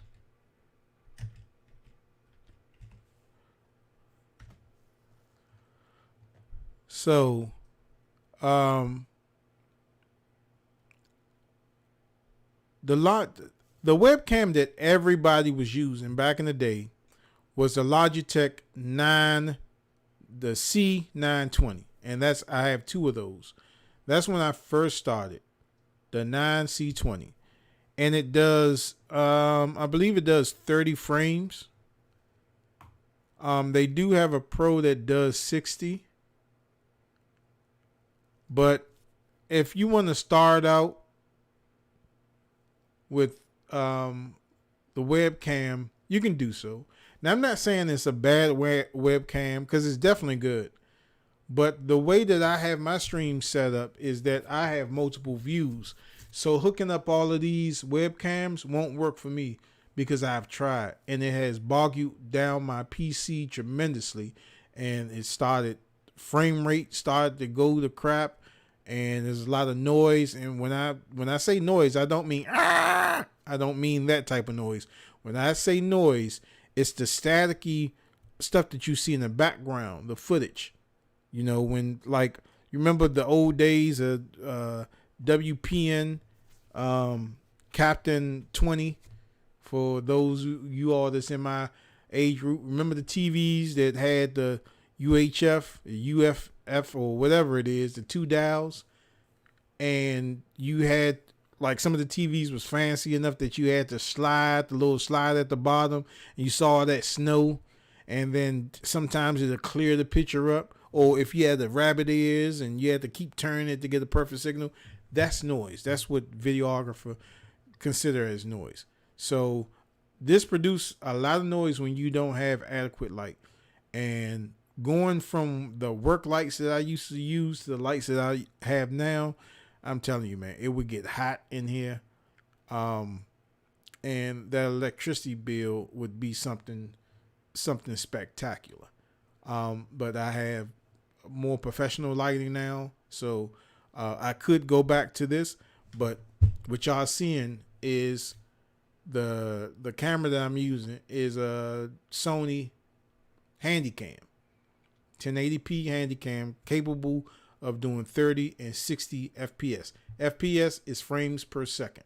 Okay, so you can use a webcam, or you can go ahead and get one of these Sony travel cams, or you may have a camera in the house that has a clean HDMI signal. Now, what do I mean when I say clean HDMI signal? You may have a DSLR, one of those, fancy cameras. You may have a DSLR that produces out a clean HDMI signal. The way to find out if your camera does that is hook it up HDMI to your TV. When you hook it up to your TV, if you don't see any of the information that's displayed on your view screen, if you don't see any of that stuff on your TV, then that means that you have a clean HDMI out. If you hook it up to your TV and you see that little green box, or the battery info, or that iOS information, all that other stuff, then that means that you don't have a clean HDMI out. And you may have to go inside the settings, and there may be a setting where it says clean HDMI out, or turn off information, or something like that. You would have to do that. I don't know every DSLR enough to do that. Me, I have a 60D, I have a T something, and then I have a Nikon. None of them cameras do a clean HDMI out. The only reason why I can do clean HDMI out with my Canon 60D is I have to install this software called Magic Lantern, and that software goes on an SD card, and it it turns my camera into my DSLR into a regular camera, where it turns it into a professional camera. Now there are some good options to doing that, and there's some bad options. The mostly the bad thing is that could mess up your camera, right? So I don't chance it a lot. Matter of fact, I don't use it a lot, and I wouldn't recommend it. I would just get a camera that has a clean HDMI out with the Blackmagic product that I told you about. But if you want to go web, if you don't want to take this professional, or if you just want to do like one scene of you, and then you can learn the rest of the software, and then later on down the line, go big, I would recommend you getting the Logitech C920 HD Pro camera. Now you can get this as little as $56. Let's see, you can go on Amazon. Let's see how much they selling it here. They have more professional grade cameras on here. I would go with one of these. This does 30 frames per second.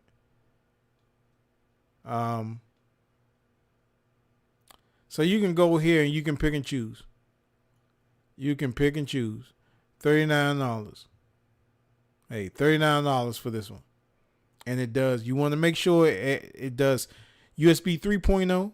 You want to make sure that it does that, and at least 1080p and 30 frames. So this one, $74.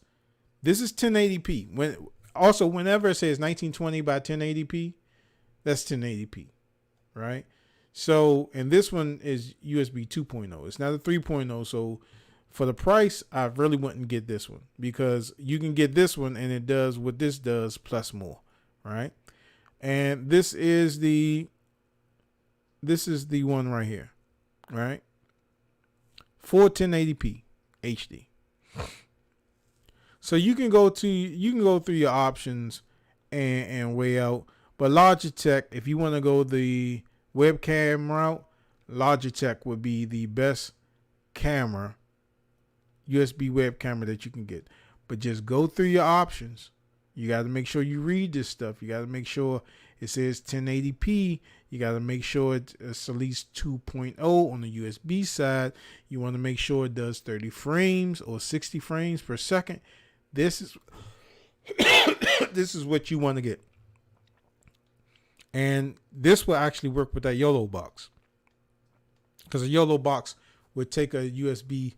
It has a USB 2.0, 3.0 card inside of it, so you can in fact hook up a webcam with this. So Logitech, you can even do a camera or a Logitech. I would prefer the camera instead of the Logitech. It's just my preference. You don't have to do that if you don't want. See, even Amazon is spiking it up a little bit, because it's not $340. It's $2. Go, if you can't find it on Amazon, if you want to get this and you can't find it on Amazon for $240, or that's just the offer, but you can find it on here. So, for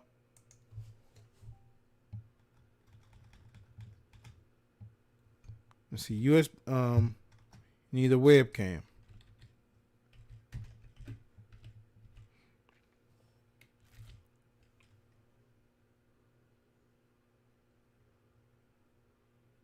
Hey, what's going on? I'm sorry I wasn't checking the comments. So you're gonna need a webcam, either a USB cam,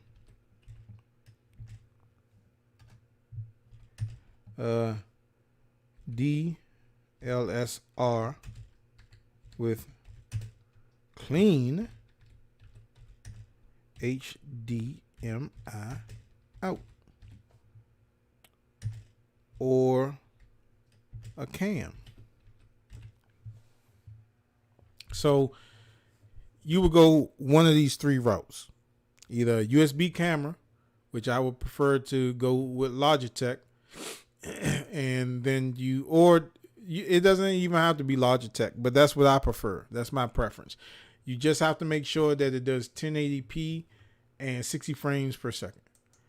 Or you can go with a DSLR. Now, I know there are many Canons and Sony cameras that have clean HDMI, and you can look around for them. Or you can do a cam. And this is the cam that I use. Excuse me.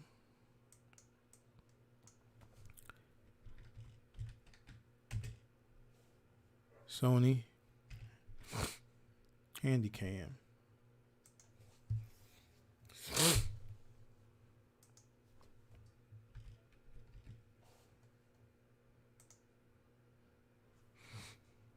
Now, see, this has a package, right?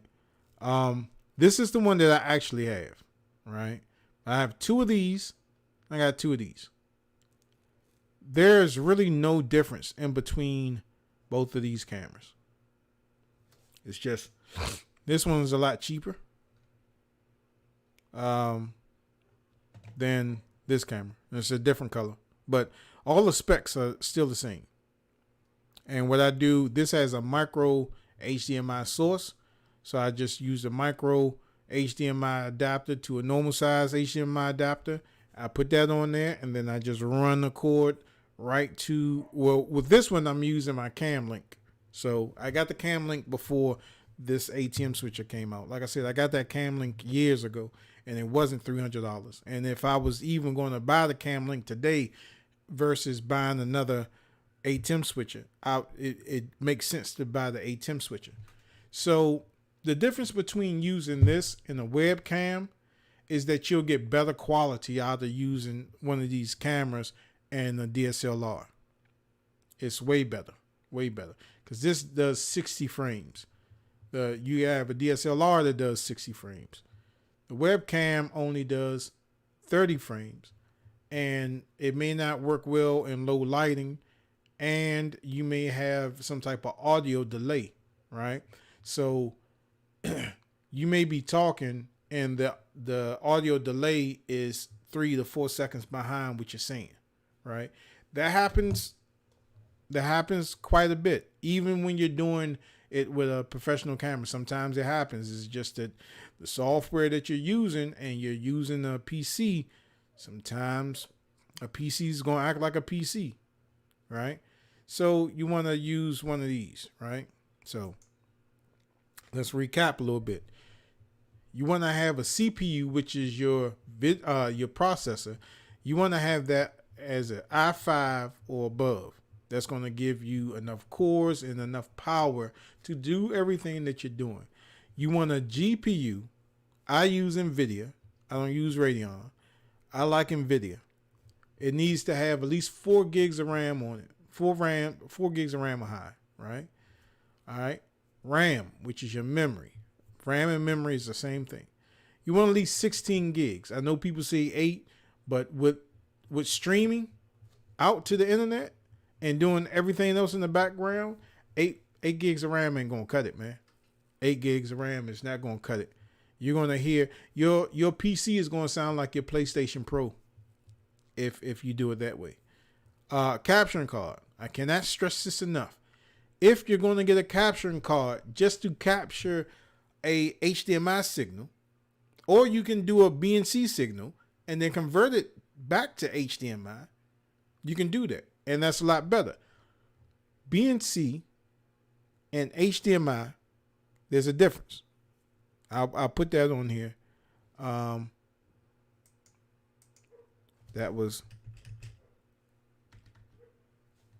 I do cables. Okay. HDMI 10 feet. And I'm giving it's really 8, but I'm giving it 10. Right? SDI, or some people call it BNC, can run 300 feet.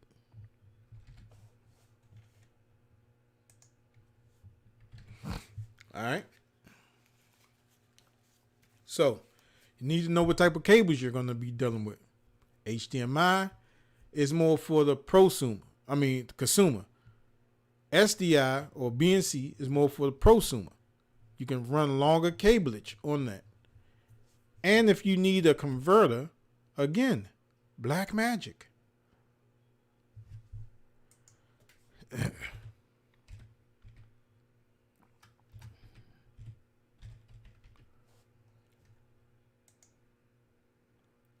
Okay. Okay, let's say you have a BNC camera. A camera that has a BNC connection on it. You all know what a BNC connection look like, right? If not, rewind the tape, please. Is it under capture? Oh, converters.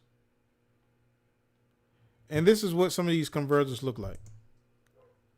All right. So this is SDI or BNC to HDMI.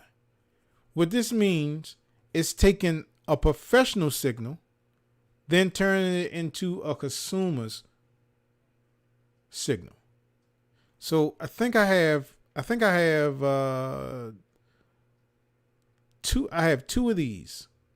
I have two SDI to HDMI and I have two HDMI to SDI, which I need to get 4 more. And they're not that expensive. Okay. And that's what it looks like. You would take your SDI signal and you would then convert it to HDMI. You can run a longer cable with this. Now, if y'all want to get creative, you can run a HDMI signal. You can get one of these converters and turn it HDMI to SDI. SDI to now these are the ones that I have, and plus I have the older model. HDMI to SDI. Now, if you have a non-professional camera, you can turn that signal into a SDI signal, right? So if you're doing a cooking show, right? If I'm doing Steph Chef's show, well, Steph Chef, she's in the kitchen and I have all my cameras set up, but I don't want to be that close to Steph Chef because I don't want none of my cameras getting in her shot. I want her to be able to do her thing. So if I'm doing Steph Chef's video, I would be in another part of her house, right? And I would run like a 200-foot cable from my HDMI cable. I may have an overhead overhead camera. I may have one camera just facing her like that. But to be right up close to her, because my voice is going to get on the recording if I'm too close, right? Because if you're using a boom mic is a professional mic and it picks up a lot. So what I would do is turn that HDMI signal into an SDI signal. And then I will run that cord. And then if I'm using this, which only has HDMI, I would have to then get one of these to turn that SDI signal back into a HDMI signal. So you get where I'm going? You get where I'm coming from? These are the converters. These are called converters. And they'll turn the signal into something that you can use. Now, if I want to professionalize all of my cameras, the cameras that even one of my professional cameras only have, the JVC 100U only has HDMI out, and that's the mini version of the 700U. So for the 100U, I have one of these adapters to take the signal from HDMI and turn it into an SDI signal. Now I can run a 300 long cable. And then coming out of here, if I want to turn it back to HDMI, I can run another 8-foot cable. An 8-foot cable to this box, then run from here a 300-foot cable up to 300 feet, and then back to another one of these, 8 feet, and I will get a perfect signal. Right? So that's HDMI to SDI, right? 300 feet for BNC or SDI, 10 feet for HDMI, and I'm giving it that. It's usually 8 feet, but you can probably get away with 10 feet. All right. So now, you're going to other than that, other hardware you're going to need is a mic.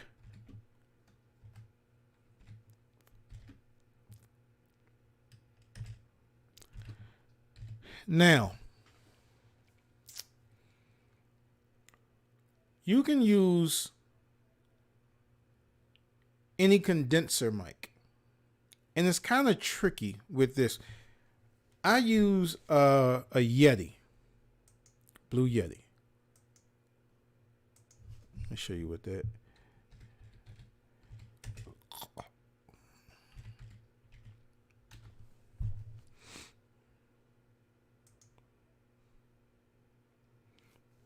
Now,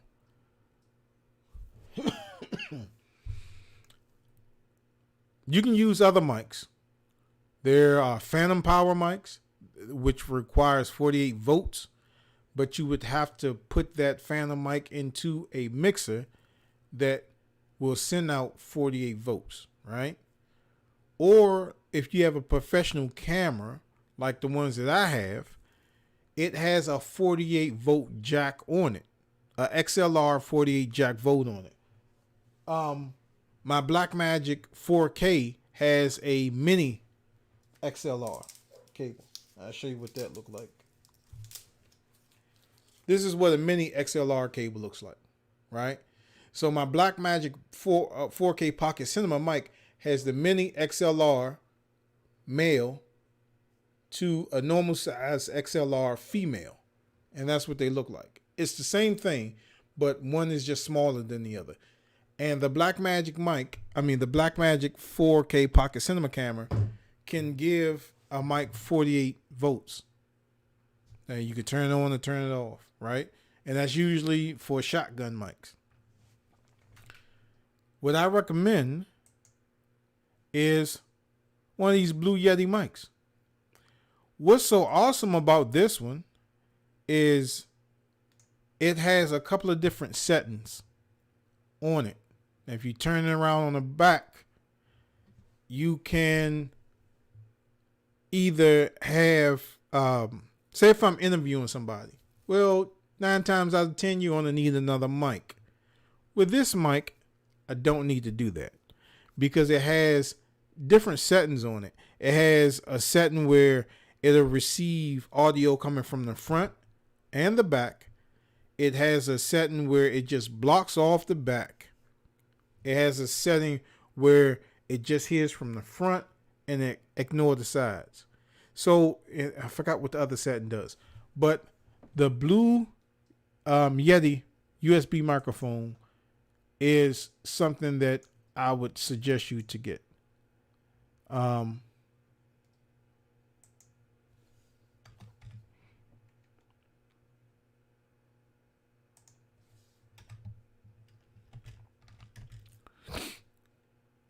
Blue Yeti microphone.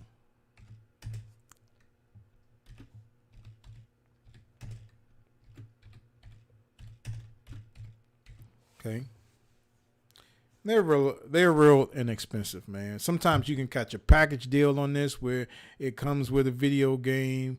That's if you're into video games. Yeah, you can catch them all over the place. And as you can see, you hear the sound coming out of this, right? It's real good. It has an earphone jack, a monitoring jack at the bottom. You can house this on some type of boom microphone like I had it housed before, but I took it off.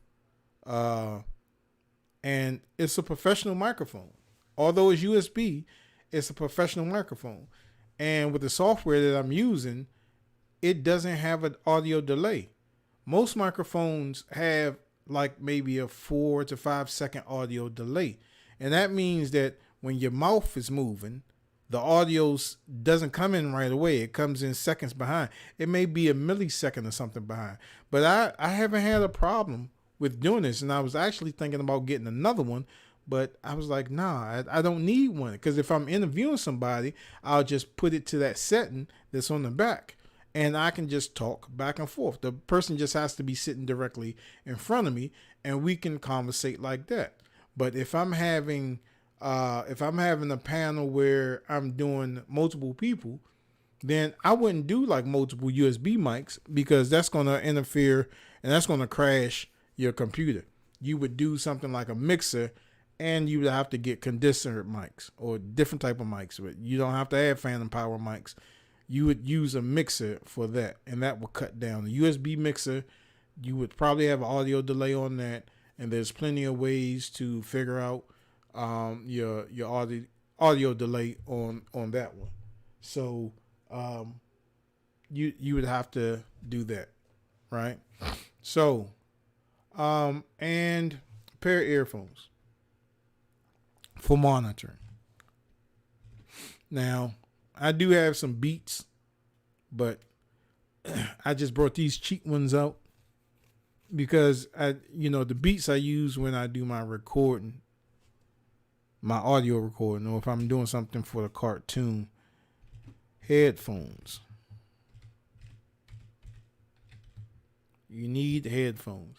And headphones could be any type. There's no specific type. You can do earbuds. I wouldn't do anything Bluetooth.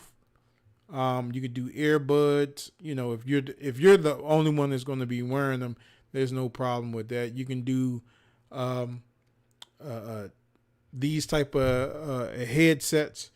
When you do these type of headsets, these are cheap headsets. These are not professional headsets. These are gaming headsets, and they were pretty cheap. And I picked them up from GameStop like some years ago because they were like real cheap. And I was like, well, let me go ahead and get these. Surprisingly, these don't bleed out. And when I say bleed out, the audio that I'm monitoring does not come out of these headphones because it got this pad and cushion, and it stops it from leaking out or bleeding out. That way, when I talk, you won't hear echo because everything that I'm saying in this mic, I'm hearing inside here. So you would need some headphones that don't bleed. And it's kind of hard to judge that because you would have to buy them and test them out. Beats are good. Dre Beats. Or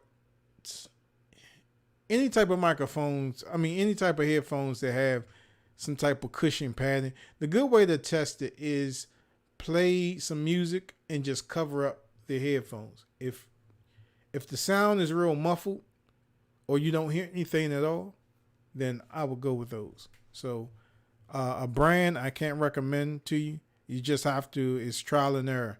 But just make sure that they have the foam on the side. And most gaming headphones you can get, like the Razors and even the PlayStation Gold wireless headsets. And I know I said not to use wireless or Bluetooth, but they do have a 1/4-inch dongle that you can put inside there and put into the microphone so you can hear what's coming out. So the headphones, most important part of it. This is not a necessity unless you're doing multiple, if you're having multiple people on there. Audio mixer.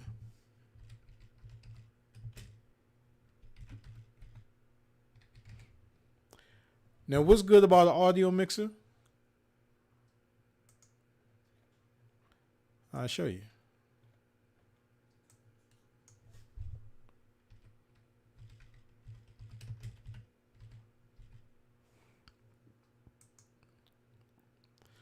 What's good about an audio mixer is that you can have multiple inputs. Now that you don't need a big studio audio mixer. You can use like maybe a 4 or 5 channel audio mixer, something that's small. I do have one of these. I don't use it anymore. If somebody would like to take it off my hands, let me know. But I think I have like a 4-channel mixer that I no. Well, no, I'm not going to get rid of it because I can use it when instead of taking this big mixer out, I can. Well, the off is off the table. This one you can use 2 professional condenser mics that have phantom power, and I'm pretty sure that this has the 48 volts needed to run phantom power. And if you're just doing an interview with a person, or it's a couple of people, say it's like a 4-guest type show, well, you're not going to be able to run 4 guests on this mixer. You would have to get something like 8 channels, 12 inputs or something like that. This one, you see it has 4 different mic inputs. So that's 4 different, but it's saying that it has 8 channels, right? But only 4 you can use phantom power mics. You can use other like 1/4-inch mics in here and then convert it. But to get the best sound out of these mixes, you would have to use phantom power mics. And it's mics that need 48 volts to run. Those are the mics that you normally see inside your studios and stuff like that. Like this mixer. You got 1, 2, 3, 4, 5, 6, 7, 8. You have 8 different inputs. And all of them, you got phantom power running to all of them. And I would do a mixer, a USB mixer. Let me type that in there. USB audio mixer. Now, like I said, when you're dealing with an audio mixer, you're going to have a delay, especially with the USB audio mixer. Not so much with an analog. Analog meaning that you have that look like the earphone jack, and you can plug that into the back of your computer, your microphone input in the back of your computer. And that's an analog signal. The digital signal only comes out when you're hooking up USB. And every time you hook up a USB device, 9 times out of 10 with the audio, you may have some type of delay. I'm quite sure of it. It sometimes, like I said, fortunately I didn't have the problem with having audio delay using this right here, right? So this the mic that I'm using now, which is the Blue Yeti. So if you're going to entertain more than 4 guests, 5 guests, future-proof yourself and get over what you need. The whole thing of this is not to spend money that you don't need to spend. If you're going to get a mixer, that to me mean that I'm gonna be doing some big things in the future. So what if I have more than 4 guests? How am I get all that audio in there? Let me go with something a little bit bigger. And then that's going to solve my problem at the end of it. Listen, let me tell you. I have brought so much equipment years ago that I'm just now starting to utilize. And it was because I said, hey, man, let me go ahead and get that. I don't need it right now, but let me go ahead and get that. And then it would sit and collect dust. It would collect so much dust. And then it would come to a situation where I would need a device. And I'm like, oh, I got to go to Amazon and get something real quick. And I'm like, oh, hold up. Don't I have? Oh, yeah, I already got something like that. And that happened to me a couple of times. Where I was about to order some equipment that I already had. Maybe it's an older model, but it works just as good as the new stuff. So you want to future-proof yourself. Future-proof yourself in this game, in this streaming game. Future-proof, right? So the audio mixer is something that it's not a necessity, but it's something that you want to look at if you're going to entertain more than one person, like, right? So, what else do we need? Some type of monitor. Okay.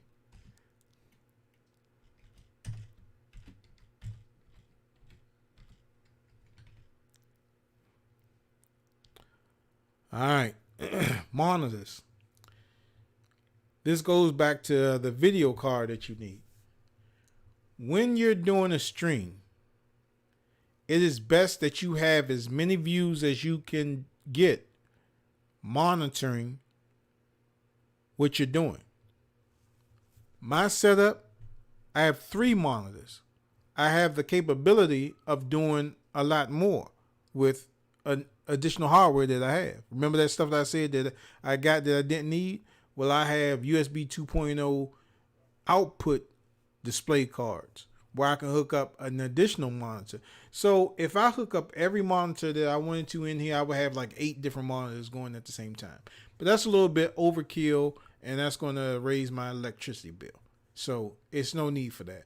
I have 3 monitors. Now I could take it down to 2, but I have 3, and I am eventually going to take it down to 2, because what I can do is I can go get one of those TLC TVs. They're cheap in price, and I can have them monitored on the wall, right? So I can have the feed where I'm watching all the chat, which I got to turn to my right, and I see people that came in, and I'm seeing people on like YouTube and Facebook. I don't have the Periscope and the Twitter and the Twitch and all that other stuff up. I have that one monitor viewing that. Then I have another monitor viewing the OBS, the software that I use to bring these streams. Then I have the monitor that I'm looking at right now that I use if I want to showcase something.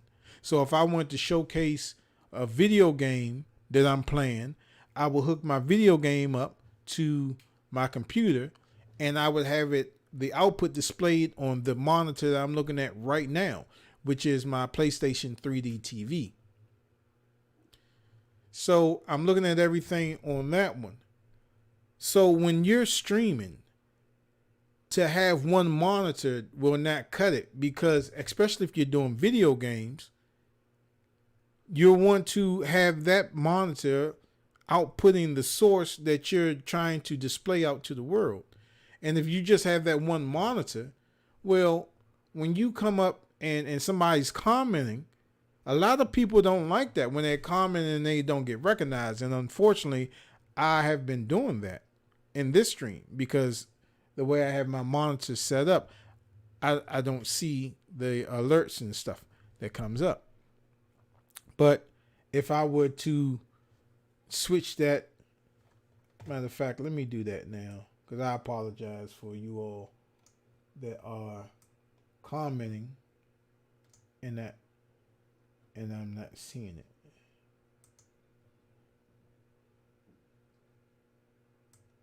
All right. And let me take the Facebook one.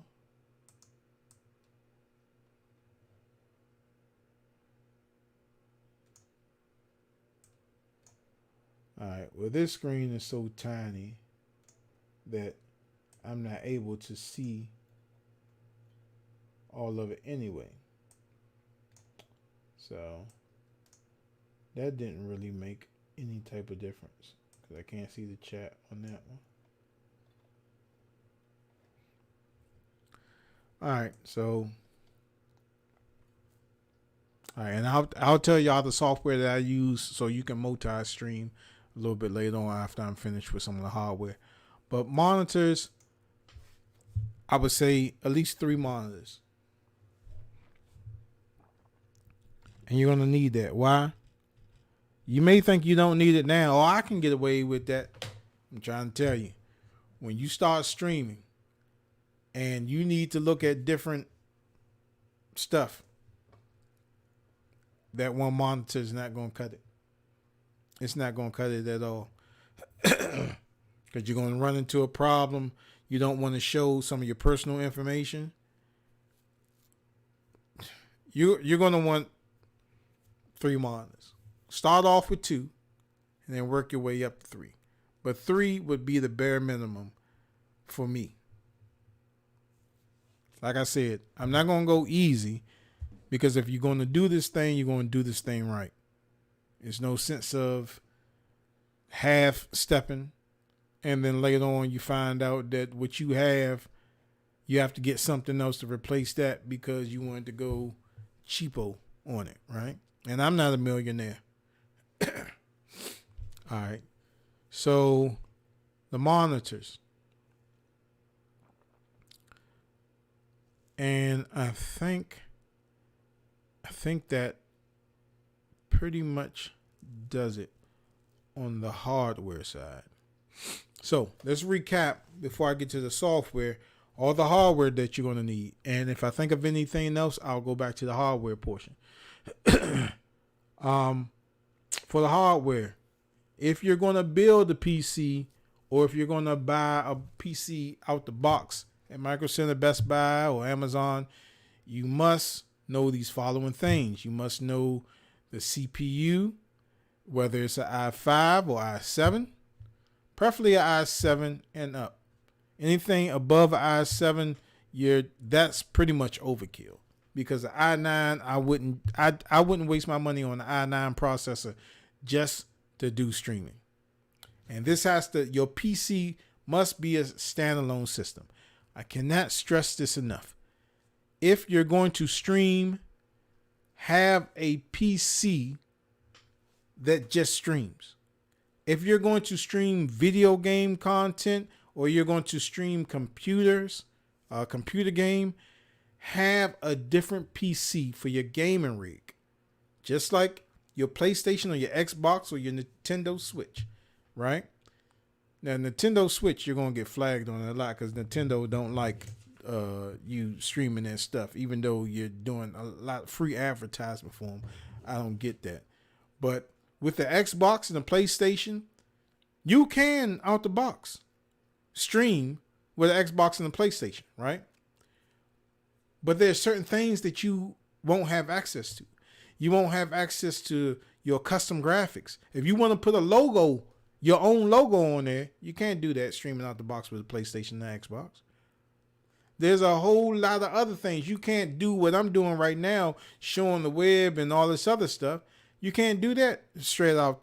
You can stream gameplay on the Xbox and PlayStation, but you won't get this type of quality out of it. You won't get this type of pizzazz out of it. No lower thirds, no extra audio, no different camera angles, no stuff like that. You would just get gameplay.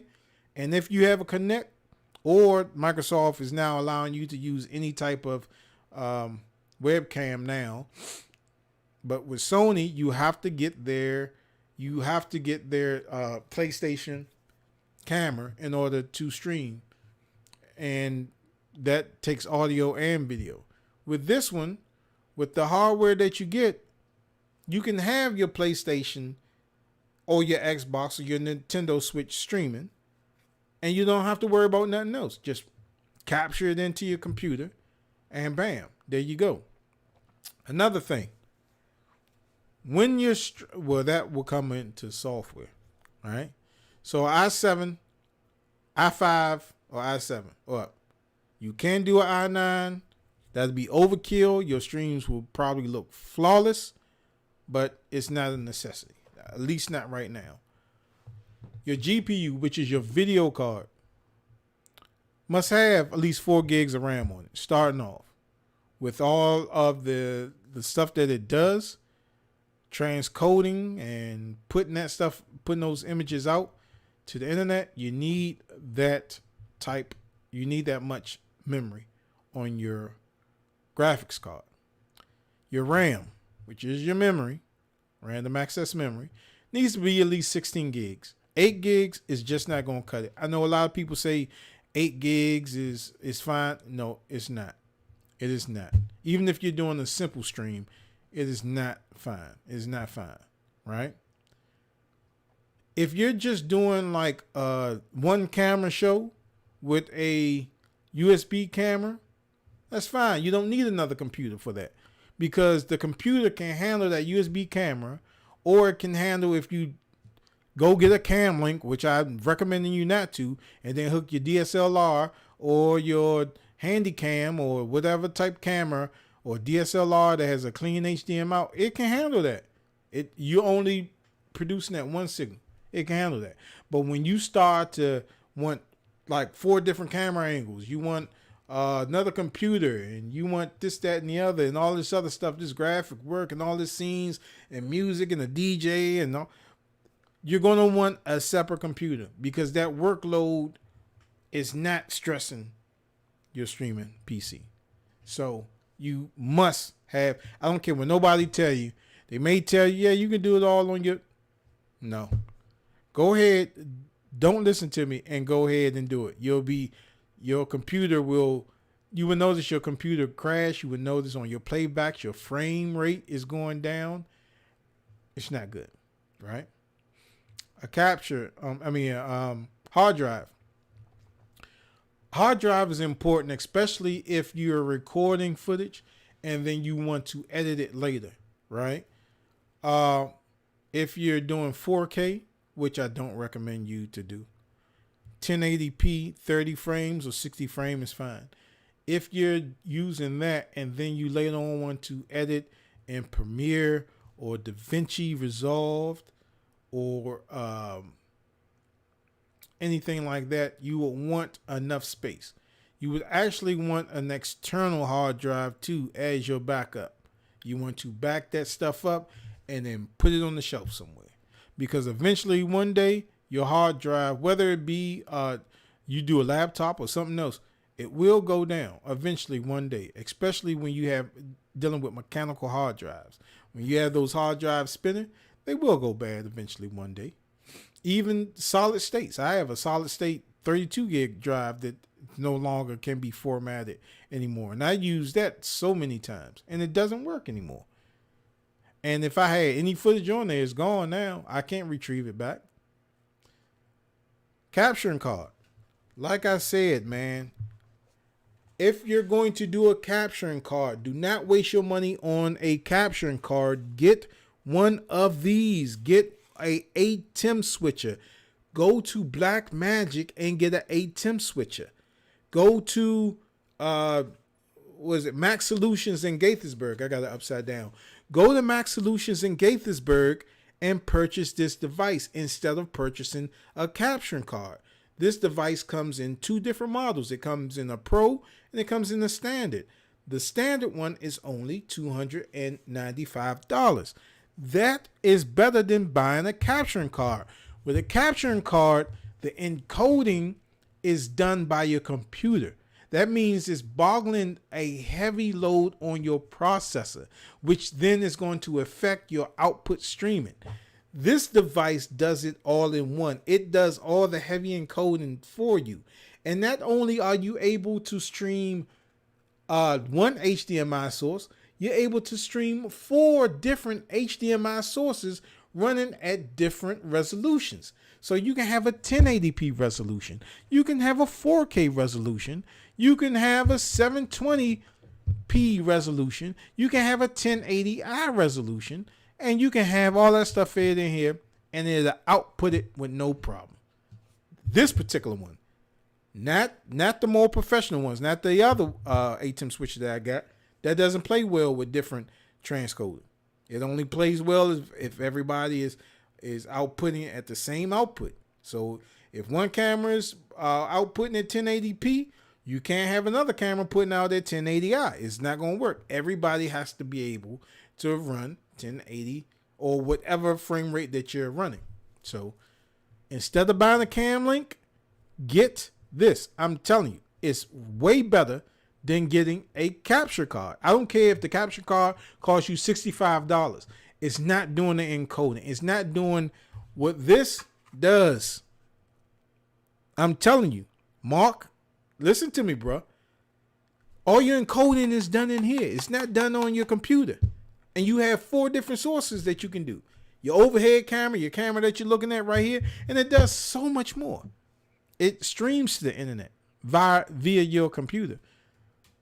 And it takes in different HDMI sources. If you get the Pro version, you can record directly on the SSD using the USB-C type. and it doesn't even have to be USB-C type. You could this. I use this Seagate hard drive, 8 terabytes. This is for the Xbox, right? This is my USB-C type cable for my Switch to power my controller. But look at this. If I take this off, that's just regular USB 3.0. But this adapter right here, I put this adapter on. Now that turns into USB-C type. And it works. I tested it out on my Blackmagic Cinema Pocket 4K camera, and it works. Only the only bad thing about it is that it needs external power. So I can't go location on the shoot with this. This is a mechanical drive. If I start bouncing up and down, oh man, I'm gonna tear that hard drive up. I would have to use a solid state drive, which one of these solid state drives I have over here, right? So instead of a capturing card, get that. It's gonna save you a lot of money. Webcam. You can either do a USB camera, a DSLR, or some type of camera that you have around the house. If you're going to do a DSLR, you have to make sure that it has clean HDMI out. The way you can test that is hook it up to a TV via the HDMI cable. If you don't see the display information on your TV as you do the viewfinder, that means you have clean HDMI out. Because when you output that signal, whatever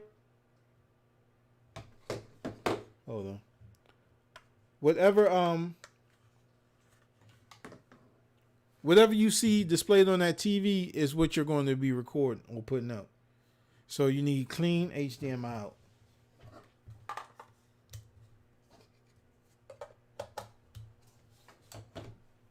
Next, you're going to need some type of microphone, right? Now you can do I forgot to put that in here, USB. Now the microphone that I use is a Blue Yeti, and that's USB, and that's USB 2.0. And you can tell by the audio, my audio is real good. It's not choppy, it's not cracking. It has good audio, and you can hear me clearly. You can hear me every time I fumble up a word. You can hear all of that. So, you can either use that, or you can use the audio coming from your camera, which I don't recommend. You can use a condenser mic, which is a professional mic that requires phantom power. But for that, you would need some type of board, a mixing board, that has phantom power. And you can tell if it has phantom power because I have a button on it that says 48 volts. Or when you go to a Guitar Center or something like that, those guys are pretty knowledgeable. See, I just fumbled up a word and y'all heard it. You can say, hey, I need a mixer board that has phantom power mic. Every mixer board has phantom power. I don't know any mixer board that they sell right now that don't have phantom power. And you can get a mixer board less than like $200. You know, one of them Audio Technique mixes. So if you want to go there. Headphones, just make sure that it has some type of cushion in it so it doesn't bleed out. So you don't hear what you're speaking, what you're talking. You know, because for me, like if I do this and I have like some go-go playing, some go-go mix, if I play it and it bleeds out, you're going to hear it twice. You're going to hear it twice coming from the mic, which is going to be real muffled, or you're going to hear it from the desktop that I'm doing, right? So let me show you. Let me see if it works, if I have it set up like that.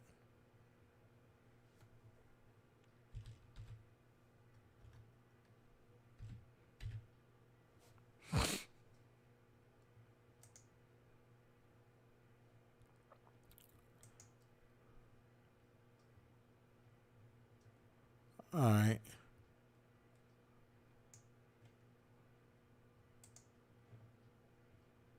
Now,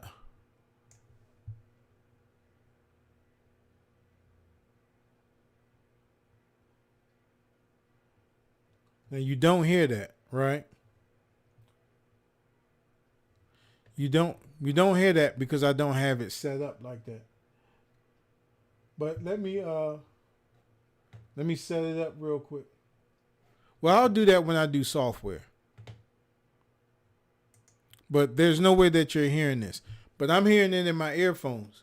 And if I set up OBS for you to hear that, then you'll be able to hear it. All right. So you need some type of microphone because you need some way to get the audio into your stream. And then monitors. You need at least 3 monitors, and that goes with your GPU, which is your graphics card. You have to make sure that you have enough outputs on your graphics card, whether it be multiple HDMI ports or multiple display ports. And when you go get your video card or when you go buy your computer, just simply ask them, how many display ports does it have on it? Well, it doesn't have any. Well, that's not the computer I want. Because you're going to have to find like a DVI monitor or a VGA monitor. It's just simple enough to buy a TLC TV and hook it up through the HDMI port. And even if it only has one HDMI port on the video card and the rest of them are display ports, you can easily find an adapter for it, or you can just buy a cord, the display to HDMI. That's all you need. And if you don't want to go that way, if you don't want to go the computer way, go YOLO box. And I'll show y'all that again. YOLO box. What is the YOLO box? Well, the YOLO box is, it's kind of like, it's an Android device that allows you to do video switching and do like lower thirds and all that other stuff. And it also allows you to stream to the internet. Now you can do this either one or two ways. No, you can do this one or three ways. You can use an Ethernet port. Like when I do Tammy's birthday party and I bring out the Oculus, I bring out my PC and stuff like that, I have to run a cord from Tammy's house to my computer, which I know she took up the cord by now. But I have to run an Ethernet cord from her house to where I'm set up at when I'm taking pictures. So if I bring like the VR experience out there, people can see that, right? You can do it that way. You can also stream it through a wireless connection, which I'd never recommend streaming through wireless.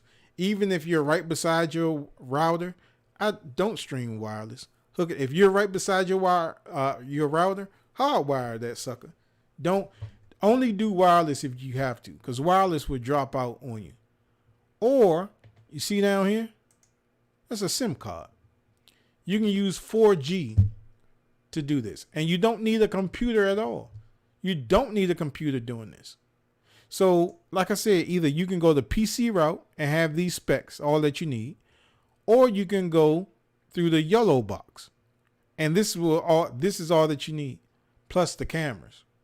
Now, I would combine this with this. You can do this for your church, and y'all be in there like swimwear. All right. So, this is enough on the hardware side. If you need any additional information, you can either contact me, or you can rewind this video and look at it. But this video is pretty long, so I don't suspect that people are going to watch all of it. So maybe I'm doing this in vain, but I did my part. So software. What software do you need? There's plenty of software out there to do streaming. But I'm not going to talk about all of them. I'm only going to talk about one because that's the only one that I use. is OBS. OBS is for the Mac and PC. I love Mac. I edit on Mac. I use Final Cut Pro or Mac. I edit all of my workflows on Mac, but using it to stream, I would never, ever, ever, ever, ever, ever, ever, ever, ever use my Mac to stream. And I got two big boys, the cheese graters, and I got two Mac Pros laptops. And none of them are capable of doing the type of stream that I like. There's so much stuff that you have to get around when you streaming with a Mac. You have to get like virtual software, virtual plugs, and all this other stuff, and it's just a headache. Soundflower it's just so much stuff that you need when you're streaming OBS with Mac. So if you're going to use a PC, if you're going to use a Mac, I'm not saying that you can't use it because it is for the Mac and it's for the PC, but you're going to have a harder time using OBS with the Mac than the PC, right? So, OBS.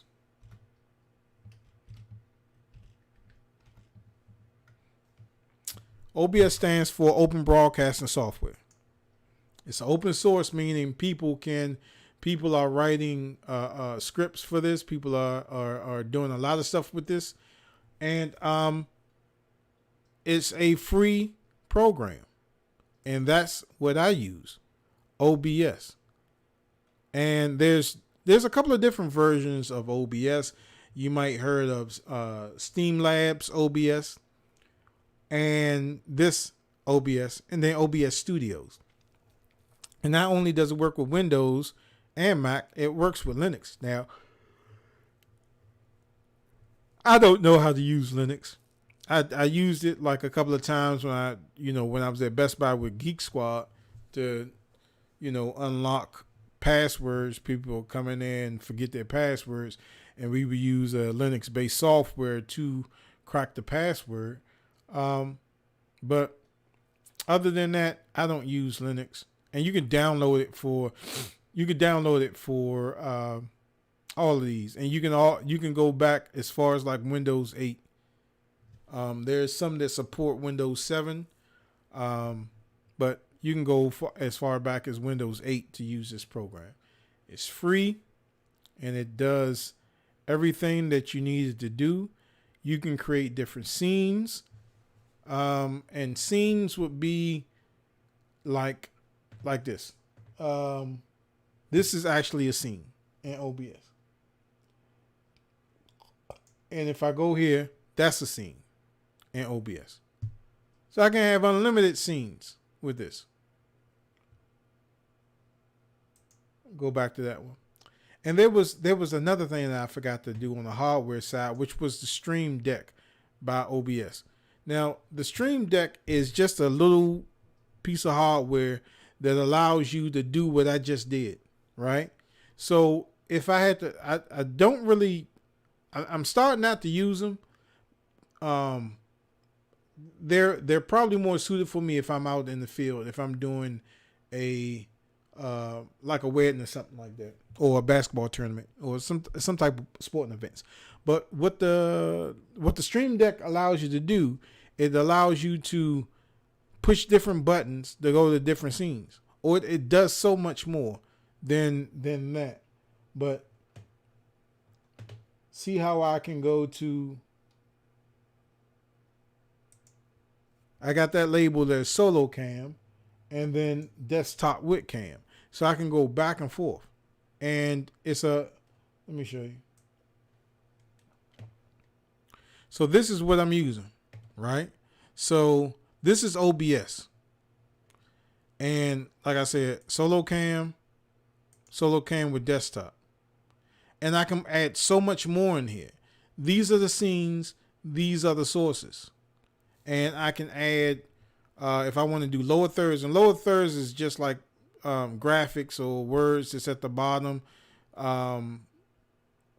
Telling you, like, I can say Fred Y right here. You know what I'm saying? So say if I want to add a lower third, right? Um, see text. And I'll label this as test because I'm going to delete it.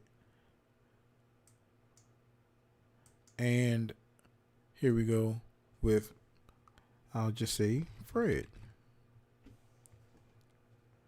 And then I can go in here. I can change the font. I can change the color. Let's see. Change it to red.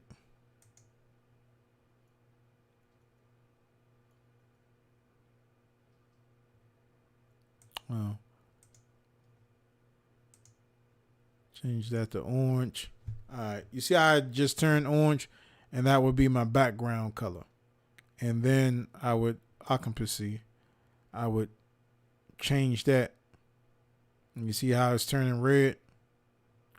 Now, if I click OK, and that's what I just made. And that's OBS. And the good thing about it is now they have the option where you can just drop and drag. And let me show you an example of that.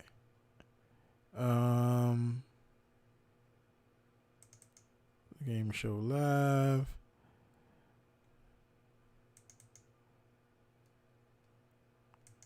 Okay.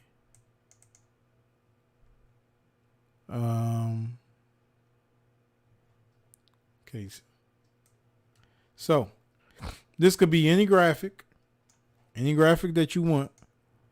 You would download it as a JPEG or PNG, and I'll tell you the difference between a JPEG and a PNG. Now, say if I wanted to take an image, right, a PNG image, and put it in. Look, that's all I got to do. Bam, drop that, and that image is in there. Now, I'll take it a little bit further. You see how I got this green background now, and I just want Netflix it, and that's the terminology that we use when we're doing a gamer show. Well, I would go in here, right click, and go to filters. What type of filter do you think I would add on this? Right, a chroma key filter or green screen filter is what they would call it. I just call it key.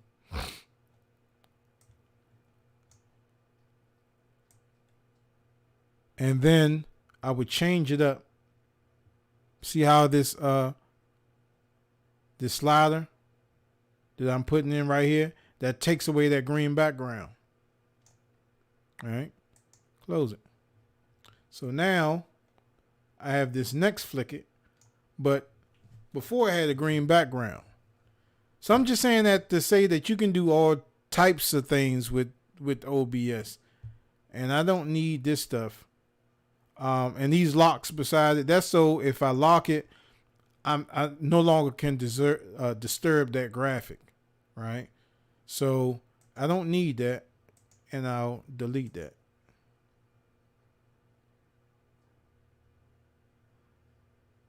Two. I think I deleted something. Oh no, I deleted that. Thought I deleted something else. So, see how I did that? And the one thing about green screen, I'll say it again. When, say if you're playing a video game or something like that and you want to do a green screen background, well, if I wanted to do green screen and the show is done, the gamer show is done on a green screen background. And what I do is after me and Mike finish recording, depending on what topic we're talking about, I will put that topic in the background. And then I would take that green cloth out of the scene using a chroma key filter. So that's what green screening is. Now, if I did green screen on this, you wouldn't see none of my background. If I put my green screen up and then put my lights on to brighten up the screen so it has adequate lighting, I can take that screen out and all you would see is my face. You wouldn't see none of this stuff that was behind me. So I can play a video game and all you would see is just a video game right here. Now this is OBS. This is OBS. You can do so much. So much. I'm telling you, you could do so much with this. So much more than what I'm explaining. And I can go further in depth with green screen. If y'all would like. That would probably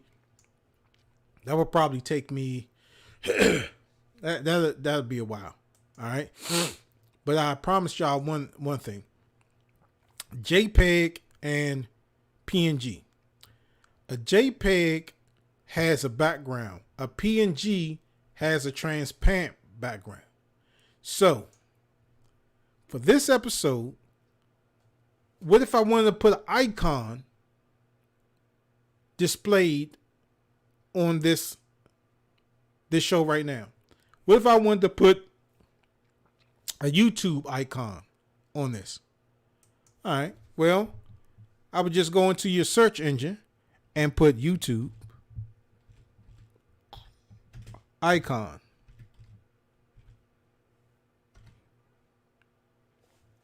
And then I would just go to images. Now on the Mac, it's much simpler because I can just drag and drop this, right? But on the PC, it's a little different. Now, if I click on this, you see that it's gone. There's nothing in the background. So if I was to take this image, it would more than likely be a PNG. All right. So just to test it out, I'm going to go ahead and make a new folder.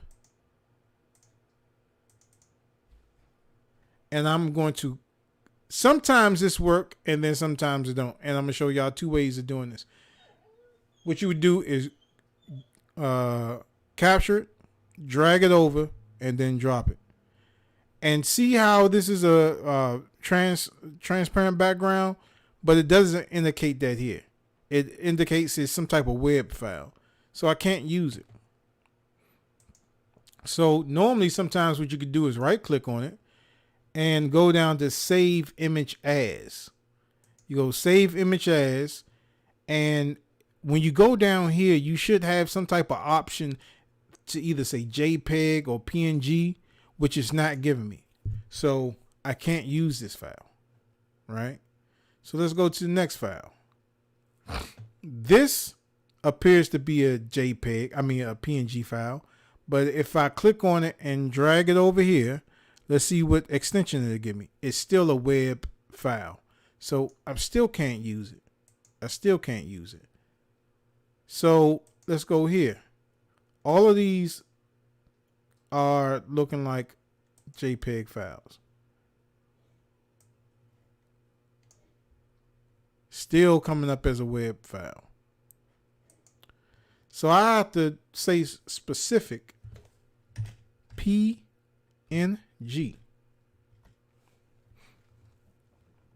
Now, you'll see under here it to say YouTube Play logo transparent PNG. So sometimes you can just click on it and drag it into a folder so it's easy to find. And see how it says PNG? Well, that's a PNG file. You're not going to see a background, right? Supposedly.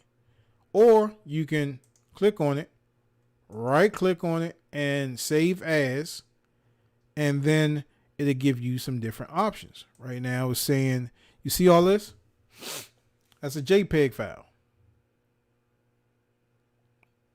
You have different options. So sometimes you would use a JPEG file, sometimes you wouldn't. Now, if I go back up here and I want a JPEG file,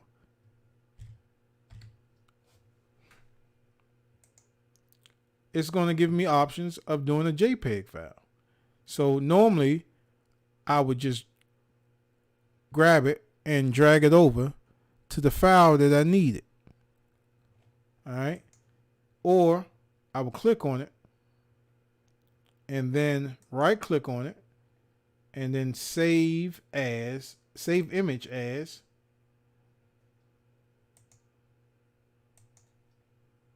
It's still going to give me a PNG file. All right. So this is supposed to be the JPEG file. I doubt that. Nah, I see it.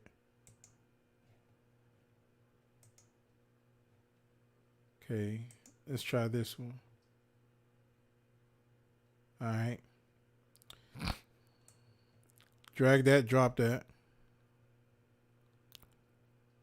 Okay. This is still saying PNG. All right. Well, let's see the difference in these two files, right? So I'm gonna take this first image. I'm gonna just drop it inside of OBS. And this is one important thing that y'all must know. If you try to enlarge this file by clicking on one of these tabs and moving it out, you're going to distort it. The way that you keep this ratio like this is, without distorting it, you want to press shift, hold shift, and then, oh no. See, that's distorting it right there. You see how that's distorted? That's distorting them. And I'm holding down shift. So that's distorting it. But if I take my hand off of shift, I can stretch it out. So you got to figure out which one will work. In Mac, it does the opposite. See, I can stretch this out and it doesn't get distorted. But if I hold down shift on the PC, now it gets distorted. All right. So bring it in, take my hand off of shift. I can resize it, no problem.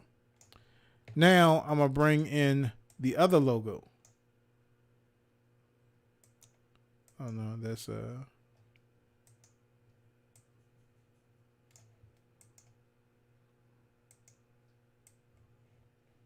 that's not it.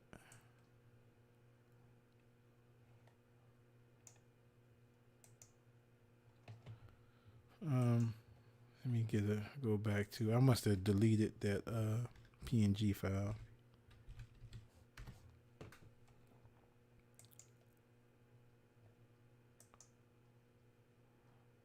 All right. See, that says PNG. Let me see if I can just take it and drop it. Okay.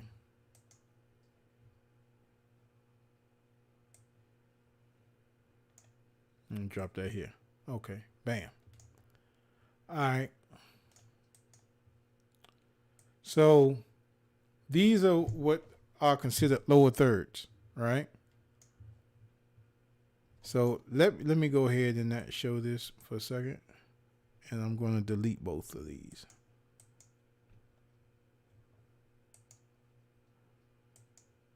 All right. I'm going to do it again.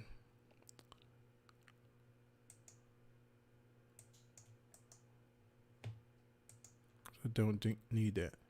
Okay. This is really a JPEG photo. Because remember, I said I just want a logo with no background. You see, if I put that logo down here, I can't see. You can't see anything behind the logo because this white box that it's in is blocking it.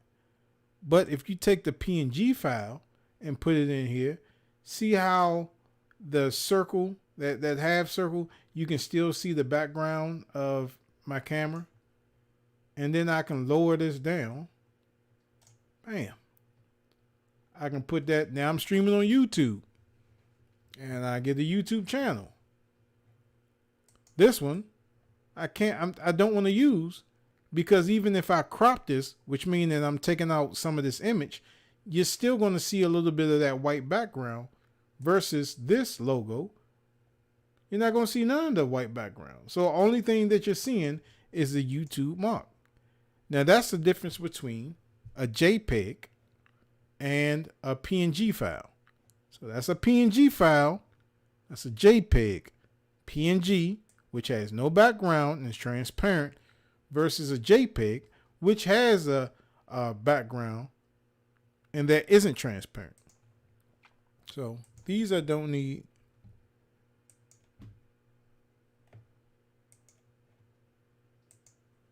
So that's a little bit of OBS. And I mean, it does so much more, right? And when you're dealing with OBS, you want to stream out to multiple platforms, you're going to need what's called a stream key.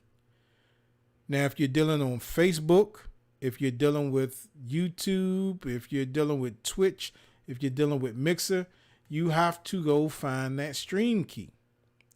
But the software that I use, that I'm going to show you, is Restream ISO.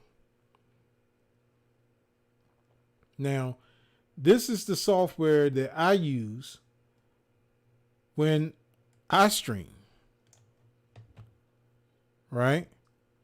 Now, when you're entering in your stream key through OBS, and let me just, I don't know if this is going to cut out or not. You will go to settings.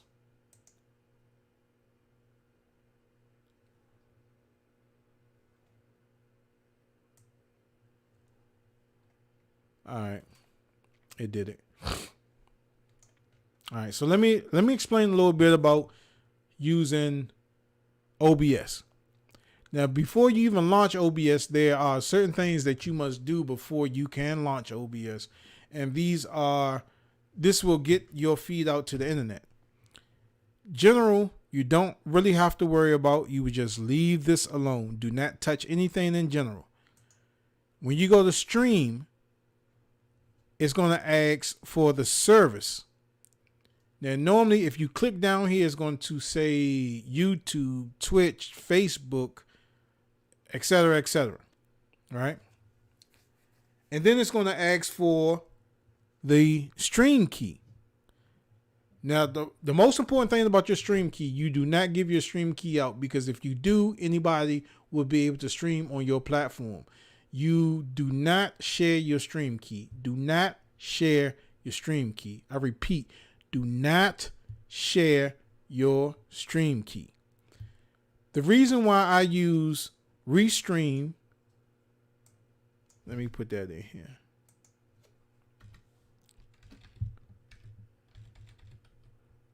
Restream allows you to stream to multiple streams at one time. Right now, I'm on Facebook, I'm on Twitch, I'm on Periscope. Well, let's just go and see all the stuff that I'm on right now.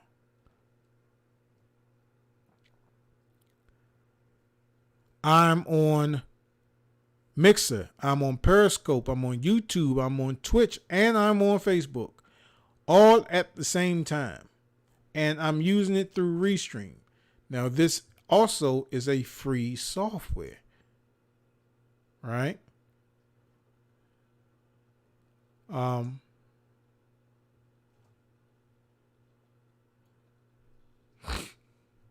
this is it. Like I said, I'm on Twitch, I'm on Mixer, I'm on Facebook, I'm on one of my YouTube pages, and I'm also on Periscope. And you can update all the titles, right? I put the title in the stream, and then I'll put a description, and then I'll put update all, and it will update every platform that I'm streaming to. So when you're using OBS, it's best to use Ustream. These are two free softwares. You can even use Restream. I'm sorry, I said Ustream before, but you can even use Restream using that YOLO box, because all the YOLO box is asking you for is the server and the stream key. The RTMP URL, that would be this right here. Now you can show this because this is, anybody can use this, and you have different nationalities you can also stream to, but your stream key is the one that you don't show, right? So I can copy all this information, and then I put that information right in here. See how it says Restream IO RTMP? That's this right here. That's this. And then it's asking me for my screen. It's saying server, but it's auto detect. Keep it on auto detect. And then when you're looking at the stream key, what you're going to do is copy this, where it says copy stream key. And then you're going to come up here. You're going to paste it there. And then press apply. And then you're good. Right? Now, your output. This is a little bit tricky, but if it's set, it's set. Because once you install the software, it's pretty much going to choose the best option for you. The bit rate, you can go as high as you want to. But when you're doing the bit rate, if you're just doing 1080p, 30 frames per second, 2500 kbps is about good enough. Anything higher than that, you may be subjected to some type of lagging, right? So streaming, this is all the information that you need. Now you can go on the internet and you can find out what's the best bit rate that you have. You can actually do a test from your internet provider and see what the best rate that you have. And then you kind of do it to that.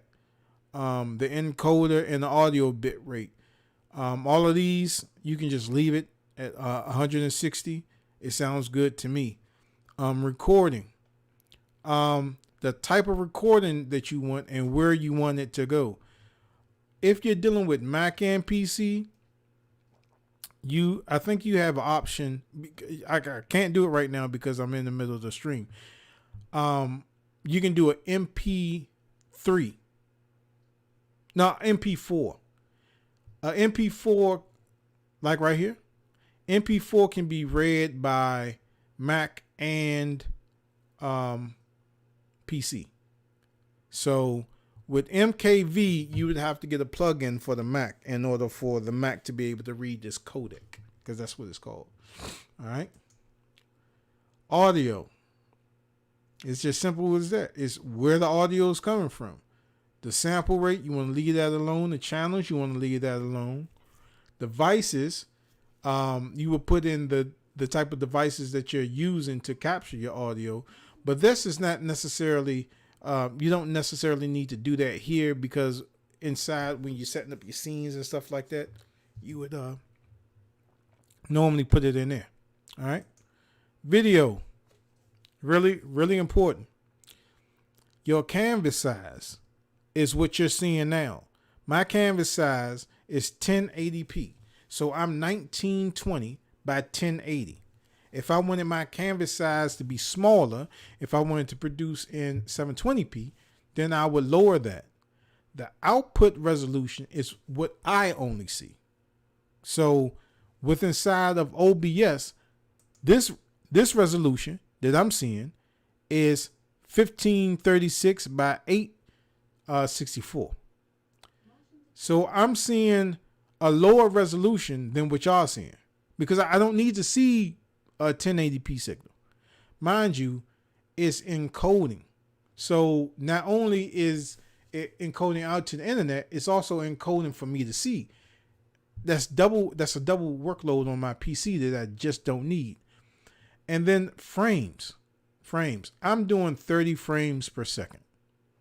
Not 60, but 30.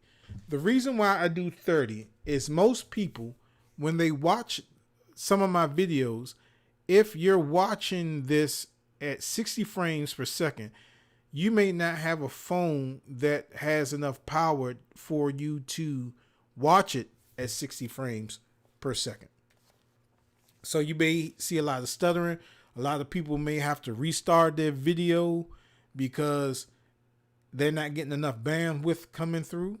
So that's why I do 30. You don't do 4K. You never do 4K. If you do a 4K video, you're going to do that in post-production, meaning you're going to record it, then upload it to YouTube or Facebook or wherever else platform that you're doing it. When you do 4K, not everybody is able to see 4K in real time. So you're going to exclude a lot of people out of your stream. If you upload 4K, the good thing about YouTube is it decreases the video. So if your main video is a 4K video, it decreases it down to 1080, 720, 480, or 3 something. So it's going to allow the device that somebody's looking at your video on, it's going to allow them to go to the resolution that they can see it most comfortably. Now, if you're watching it at home on your TLC TV or your LG TV, you can crank it up to 4K if it's shot in 4K. And as long as you're hardwired, that's the preferred method, not wireless. As long as you're hardwired, you won't have any problems. If you're trying to watch it in 4K and you're wireless, even though you're right there by your wireless router, you're still going to have problems. Trust me, I know. Okay. Hotkeys. Remember when I said that I have that Elgato Stream Deck to switch between scenes? Well, you can do that here.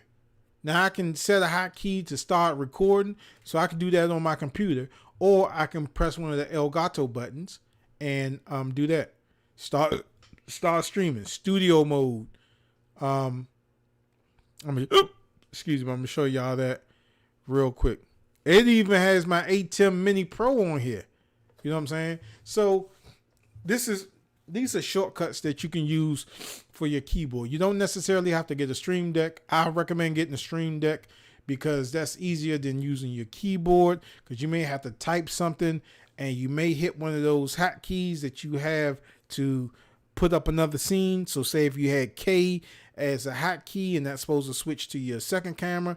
Well, if you're spelling kite, it's going to go to that scene that's used by that hotkey K on your keyboard, right?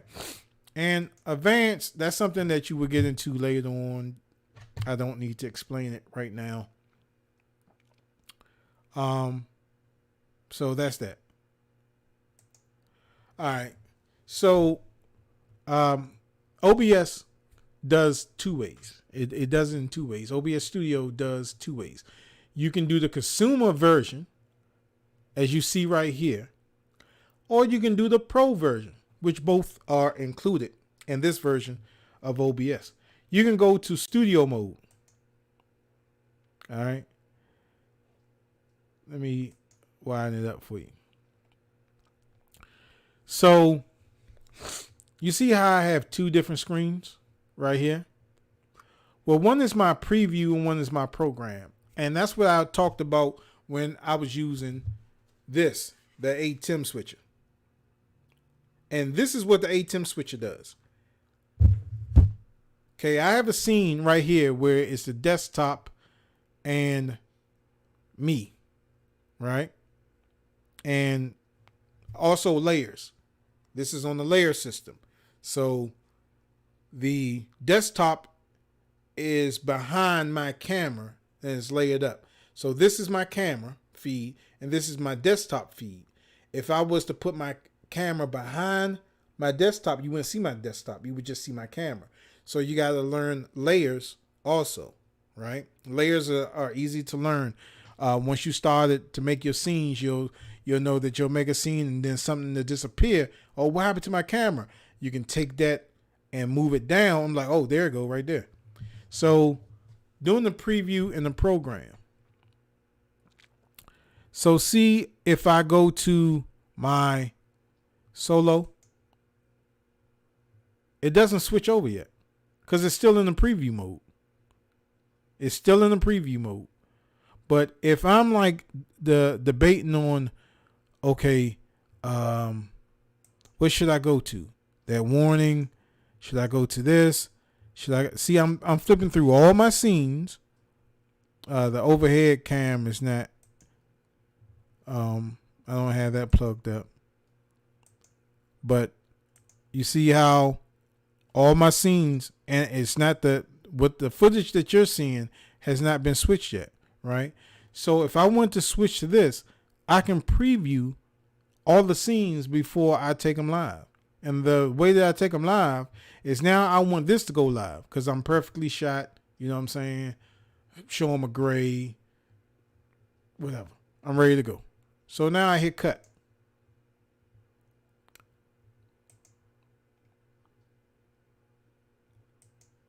There you go. Oh, transition. I can hit the transition button. So see, now I got that.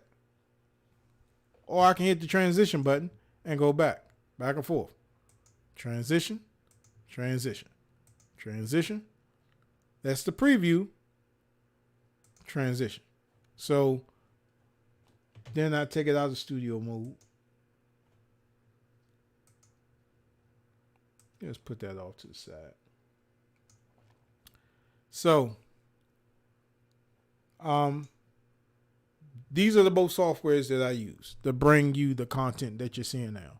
And there's another piece of hardware that I didn't mention. And Mark from Elbow Media Studios, he would kill me if I didn't mention this. But it is lights. Don't make the same mistake that I did using those work lights, because it's going to wash a lot of stuff out. The lights that I have now are these LED lights, and they can be controlled, the battery controlled, as well as being plugged up. Now, they're a little big. They do have a shoe mount, and I can place them on any of my cameras, but they're a little bit too big for me, and I don't want to risk breaking that shoe mount connection. So I got commissioned to do a video, and I should be getting my light for my DSLR cameras. Especially, I'm gonna be using my Blackmagic camera to film. All right. So lights are very, very, very, very, very important. I don't have any lights on right now. The room is not well lit, and if the way I run these lights, I just run them on the battery. These lights have like maybe an hour worth of battery lights, and I use 2 of these Sony batteries, and they go quick.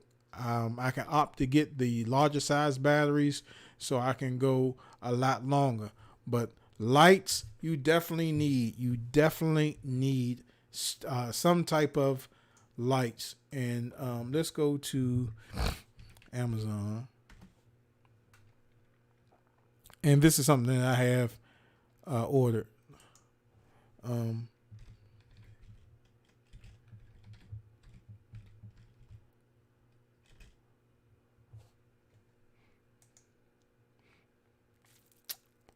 And they're not that expensive.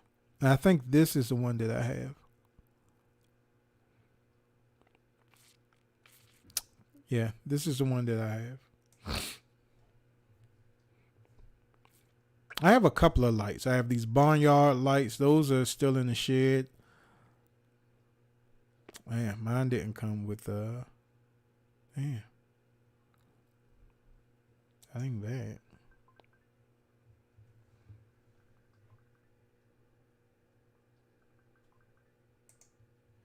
All right, I'm getting a call in from. Hold on, Marcus.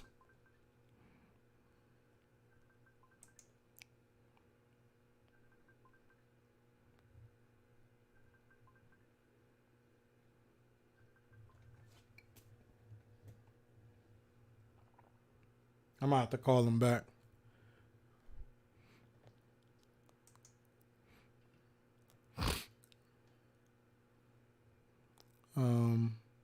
Let me try to call him.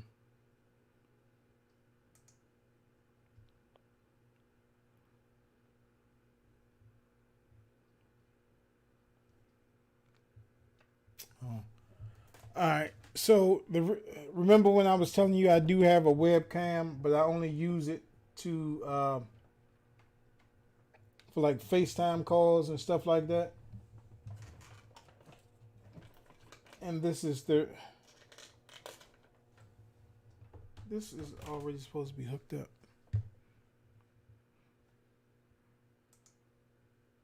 All right. Well, I didn't check it, but I'll call him about. I'll call him back because I'm about to end the stream pretty soon. But that's not bad right there. Damn, I wish I would have got these.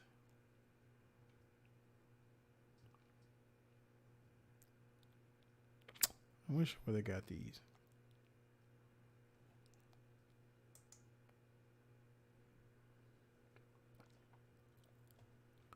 All right. But I had to put them in my cart. But I recommend you to get something like this. 2-piece 660 LED lights. Now, these are not battery operated like the ones that I have. But these will do. These will definitely do. You can control the light a little bit better with the barnyard doors than you can with something like this. But yeah, lights are definitely important in your stream. So your stream don't look like what you're seeing right now. I know practice what you preach and all that other stuff, but I didn't turn them on. I got 2 of them. I'm about to have 4. That's not bad. Man, I need some money. I have to do more research on that. Don't just go ahead and buy this stuff before y'all do y'all research, because these lights may not be what I need. They look bright enough.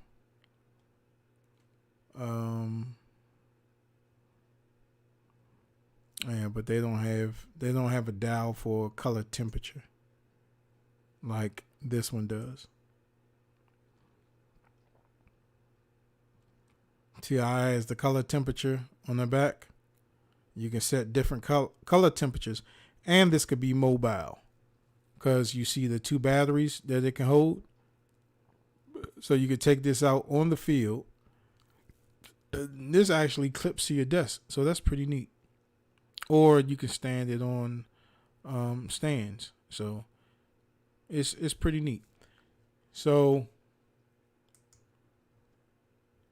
that's everything that I think you need.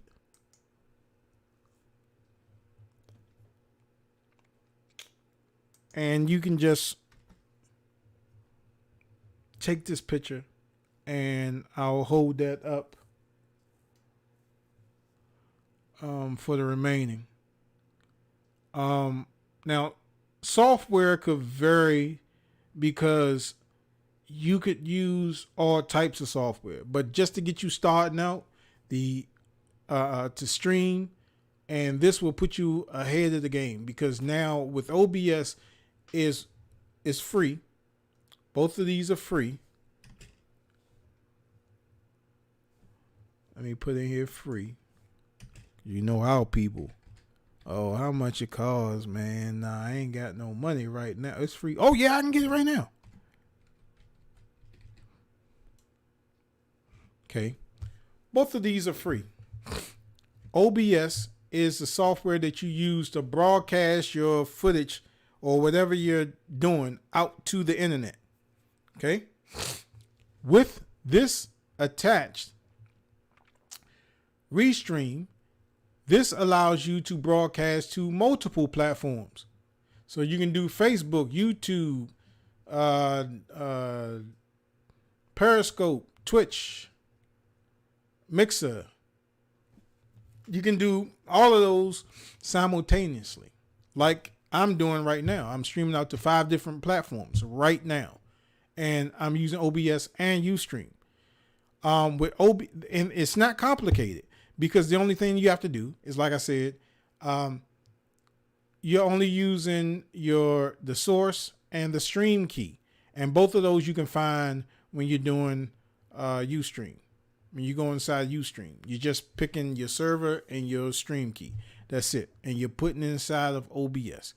And if you want to know how to do that, just go back a little ways and show you how.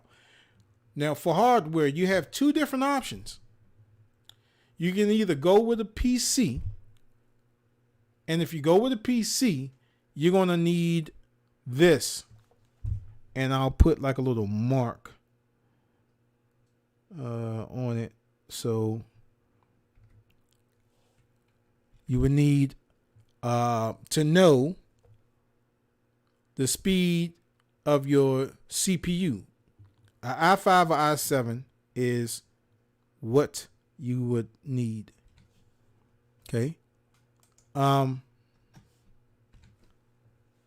GPU, which is your video card. You need to know how much virtual RAM is on that video card. If it's anything less than 4, don't bother with it. Get something else. See if the CPU, see if the computer that you're buying is able to upgrade your graphics card. Are you able to upgrade that graphics card that you're using? Because most graphics cards that come with these systems like Dell and all these other stuff, they're only like maybe 2 gigs, starting out with 2 gigs. You can't stream on 2 gigs with a video card. It's not going to work. RAM, which is your memory, you need at least 16. Don't let nobody tell you less than that. Tell you 8. It's not going to work. I'm telling you. Your hard drive. You need to know the size of your hard drive, because once you start downloading programs like OBS and Restream, there's a lot of free plugins that you can download for OBS that's going to help you out on your stream. There's a lot of programs that you can, other programs that you can download to help you out with your stream. For instance, like if you're setting up donations where people are giving you money to watch your stream, you can have notifications pop up to say, hey, Jack donated $1 or Jill donated $20 or something like that. And those notifications will pop up and you'll hear that on your screen, like, or whatever. And that would be Twitch alerts. Let me put that up there to Twitch alerts.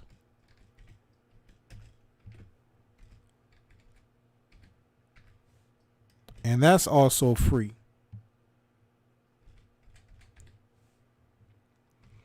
Twitch, I'm not going to go into that because I'm about to end the stream.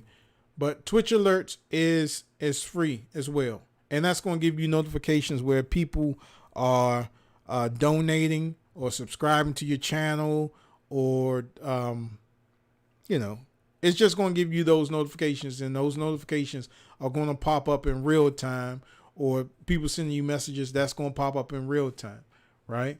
So, also, you're going to need a capturing card.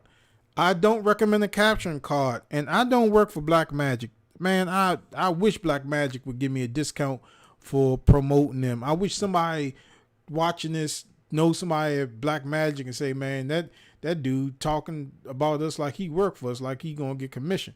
No, I don't get no commission off of no Blackmagic products. You know what I'm saying?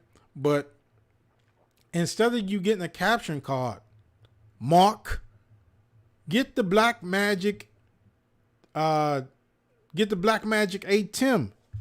Not only are you able to stream with this, you're also able to record. You're also able to capture more than one HDMI device. You can also get an adapter that will capture a BNC or SDI signal. This is better than a capture card. That my man Mark is looking for a cam link, and then when we was looking for cam links together, I'm trying to help him find a cam link because I already have mine. He's like, man, why don't you go ahead and sell me your junk? It's like, nah, man, I'm still using that.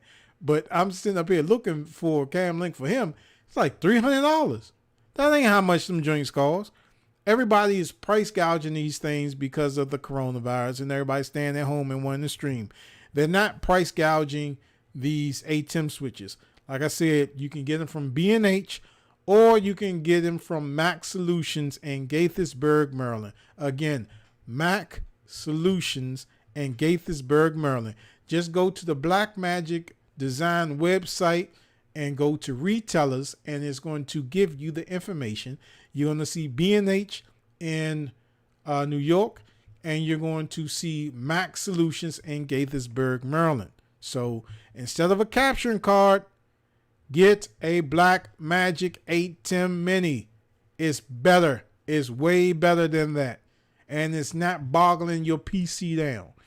Now, if you get the Blackmagic, if you get the Blackmagic 810, then you can use your DSLR, or you can use your video cam. You can get an inexpensive video cam. You can go to Walmart. You can go to Target.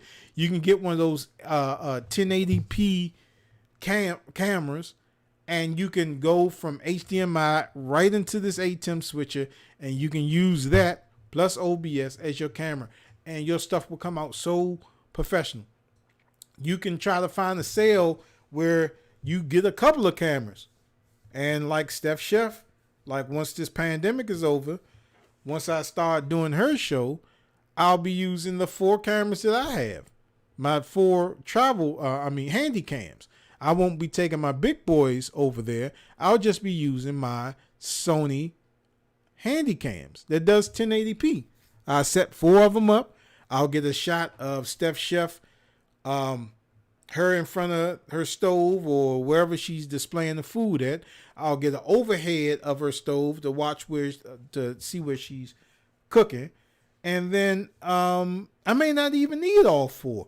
I may use one computer to do the recipe that she's cooking up. I mean, it's just so much stuff that you can do. I'm unlimited. Like I said, I have more than one ATEM switcher. I have the the other Pro ATEM switcher that has 4 HDMI inputs and 4 BNC inputs. All right. Then you're gonna need a mic. Whether you're using the yellow box or you're using a computer, you're going to need a sufficient mic. Now, the Blue Yeti is the one that I recommend because I use it myself, and you can hear the audio. You can hear the quality of my audio using this mic. Headphones is very important, y'all. Very important. When you shop for headphones for doing streaming, you got to get headphones that have this cushion inside of it, because without this cushion, your stuff is going to bleed out, and it's going to bleed out, and you're going to hear it coming in your mic. So if you're like, oh, you're going to hear this, right? And before I played a JYB video from the IBEX. I know y'all didn't hear it, but I heard it, and it didn't bleed out. So in OBS, I didn't have this scene set up so you can hear what's on my desktop. So, and you can do that in OBS. You can, if you want to play some music in the background, you want to play some music, some copyright free music, you can do that. You just have to, Kane, stop. You can do that. You can do that. All right. Audio mixer, USB audio mixer.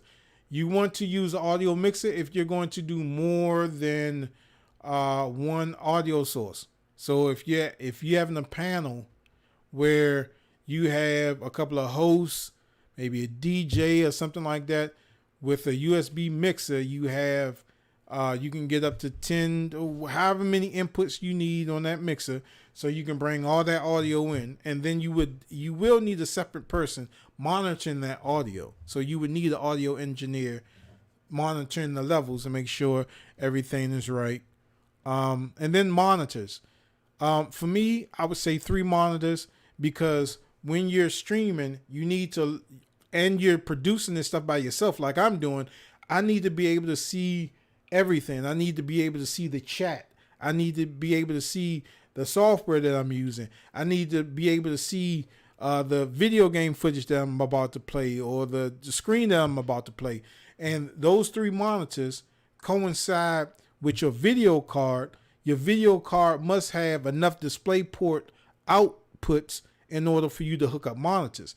And like I said, most graphics cards will have an HDMI output, and then they'll have something that's called a DisplayPort output. Now, you can easily get a display to HDMI cable, or you can get a display to HDMI adapter, and then you just stick your HDMI cable in there and then route it to your monitor. Me preferably, TLC TVs are cheap. Once this pandemic come down and, get caught up on some of these bills and get back to where I was at, then, I'll redo my streaming studio. But right now it's not a necessity. And then the last important thing that you need is lights. You need lights. You need sufficient lighting. Don't do what I did and have those work lights. They're, number one, they're hot. They're dangerous. I've been burned by them a couple of times. Get you some sufficient lighting. And I just showed some studio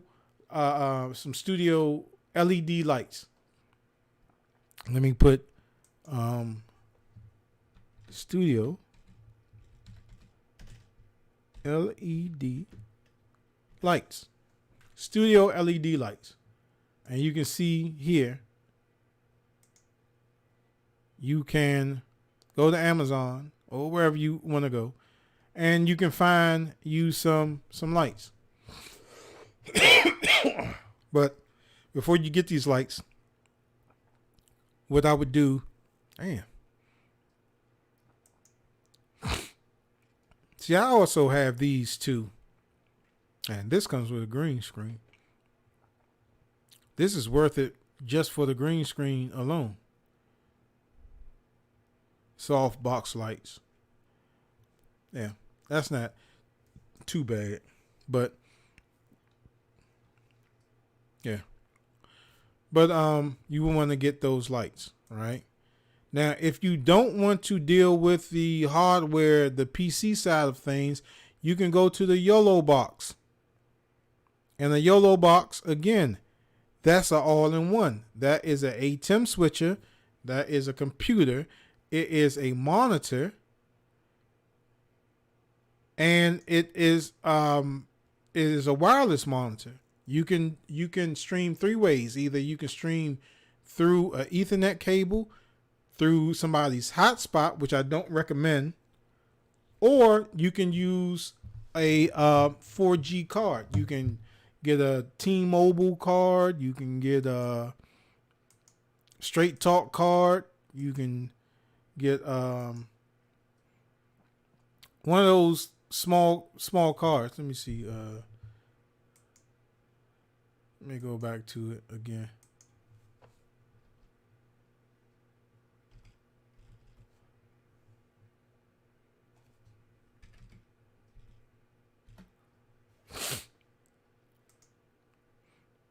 So this is the YOLO box.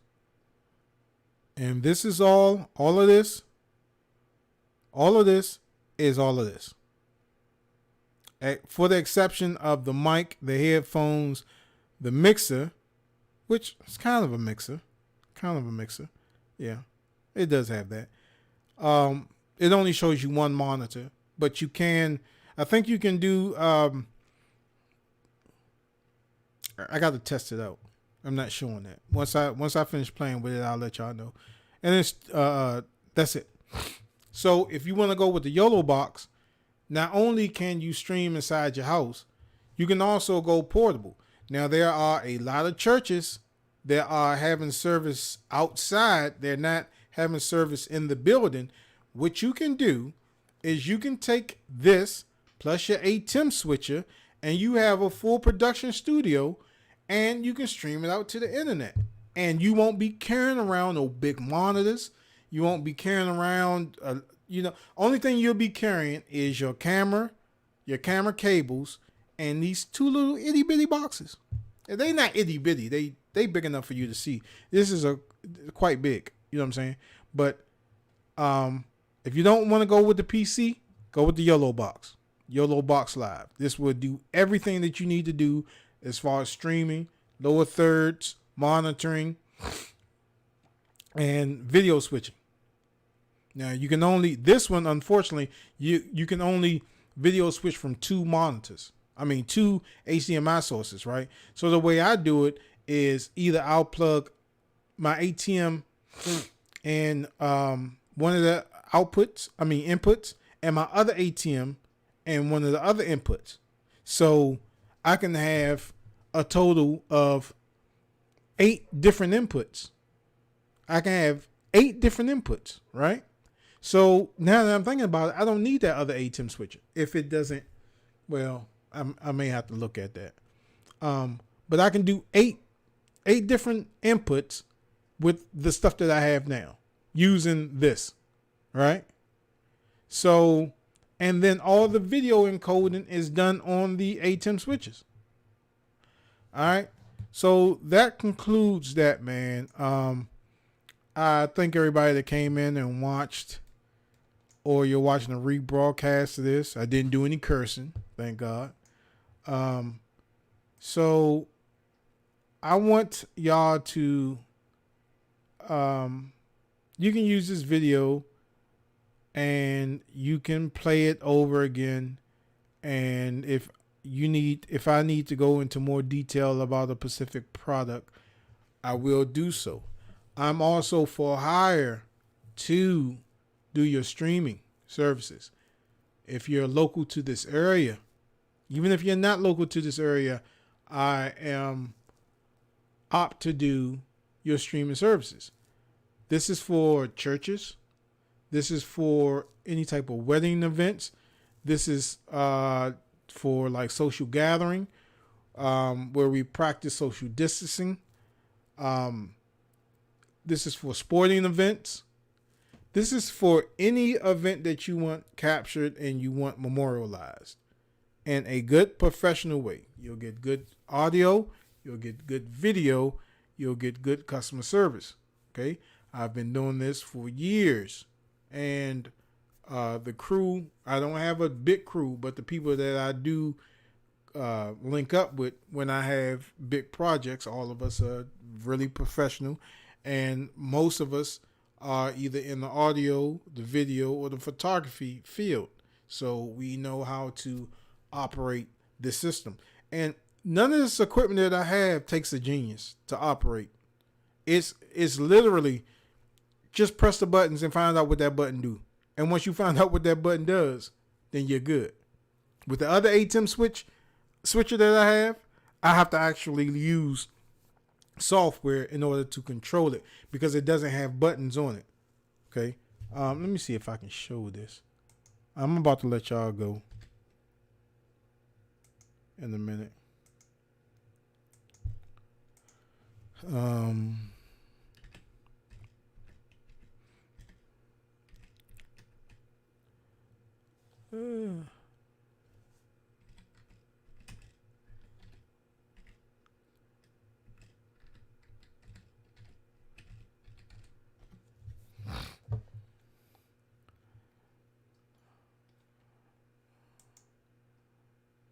Okay. I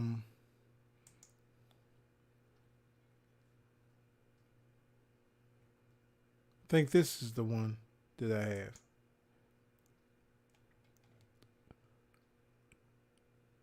Okay. So the two switches that I have the Mini Pro, and I also have this one. Okay. So like I said, the difference between my mini switcher is that it doesn't matter what source I'm feeding it, it'll comply. It'll show it. This one, unfortunately, every source has to be outputting the same resolution. So I can't have one source outputting at 720p and another source putting out at 1080p because it just won't communicate. And this is an older version of the ATEM switcher. This is one of the older versions of the ATEM switcher, and I doubt that it has any firmware update on it to play well with others. I'm gonna go and try to update it and see if it does work, but I have this in a carrying case, and it's kind of hard for me to, because I have it rack mounted basically, but this is the other ATEM switcher that I have. So what I'm saying with that yellow box, I can put this and this ATEM switcher in that box, and I can do 4 inputs on here, and I can do 4 inputs on my other one. And the reason this one is more the professional version is because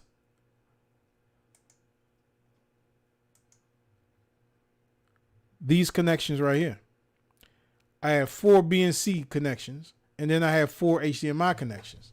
And once again, the only thing that I can't use all 4 of these at the same time. I can do like 2 BNCs and 2 HDMIs, because one of these BNCs and one of these HDMIs work on the same channel. So if I'm using the BNC, I can't use the HDMI side. So when I bring out my more professional cameras, I use this. When I'm bringing out my, doing like little services and stuff like that, I'll bring out this. But this is my Blackmagic A10 Mini. This is the one that I primarily use when I do the like weddings and football stuff. Because it's easy, it's lighter to carry, and I don't need that much stuff to do. This one, I would have to definitely bring my laptop, and this is control-based hardware. So, yeah, y'all, this is everything that you need to do a live stream. Hopefully I didn't forget anything. I'm not going to go over it again because I know y'all tired of hearing me talk. But this is all the stuff that you need. All right. So I'll let this sit for a minute. I got to go to the bathroom, man. So I'm about to go because I'm sitting up here doing the pee-pee dance. All right. So I'm going to leave y'all with that. Thanks for watching. And I'll see y'all next time. Marcus, I'm about to give you a call. All right. Later, y'all.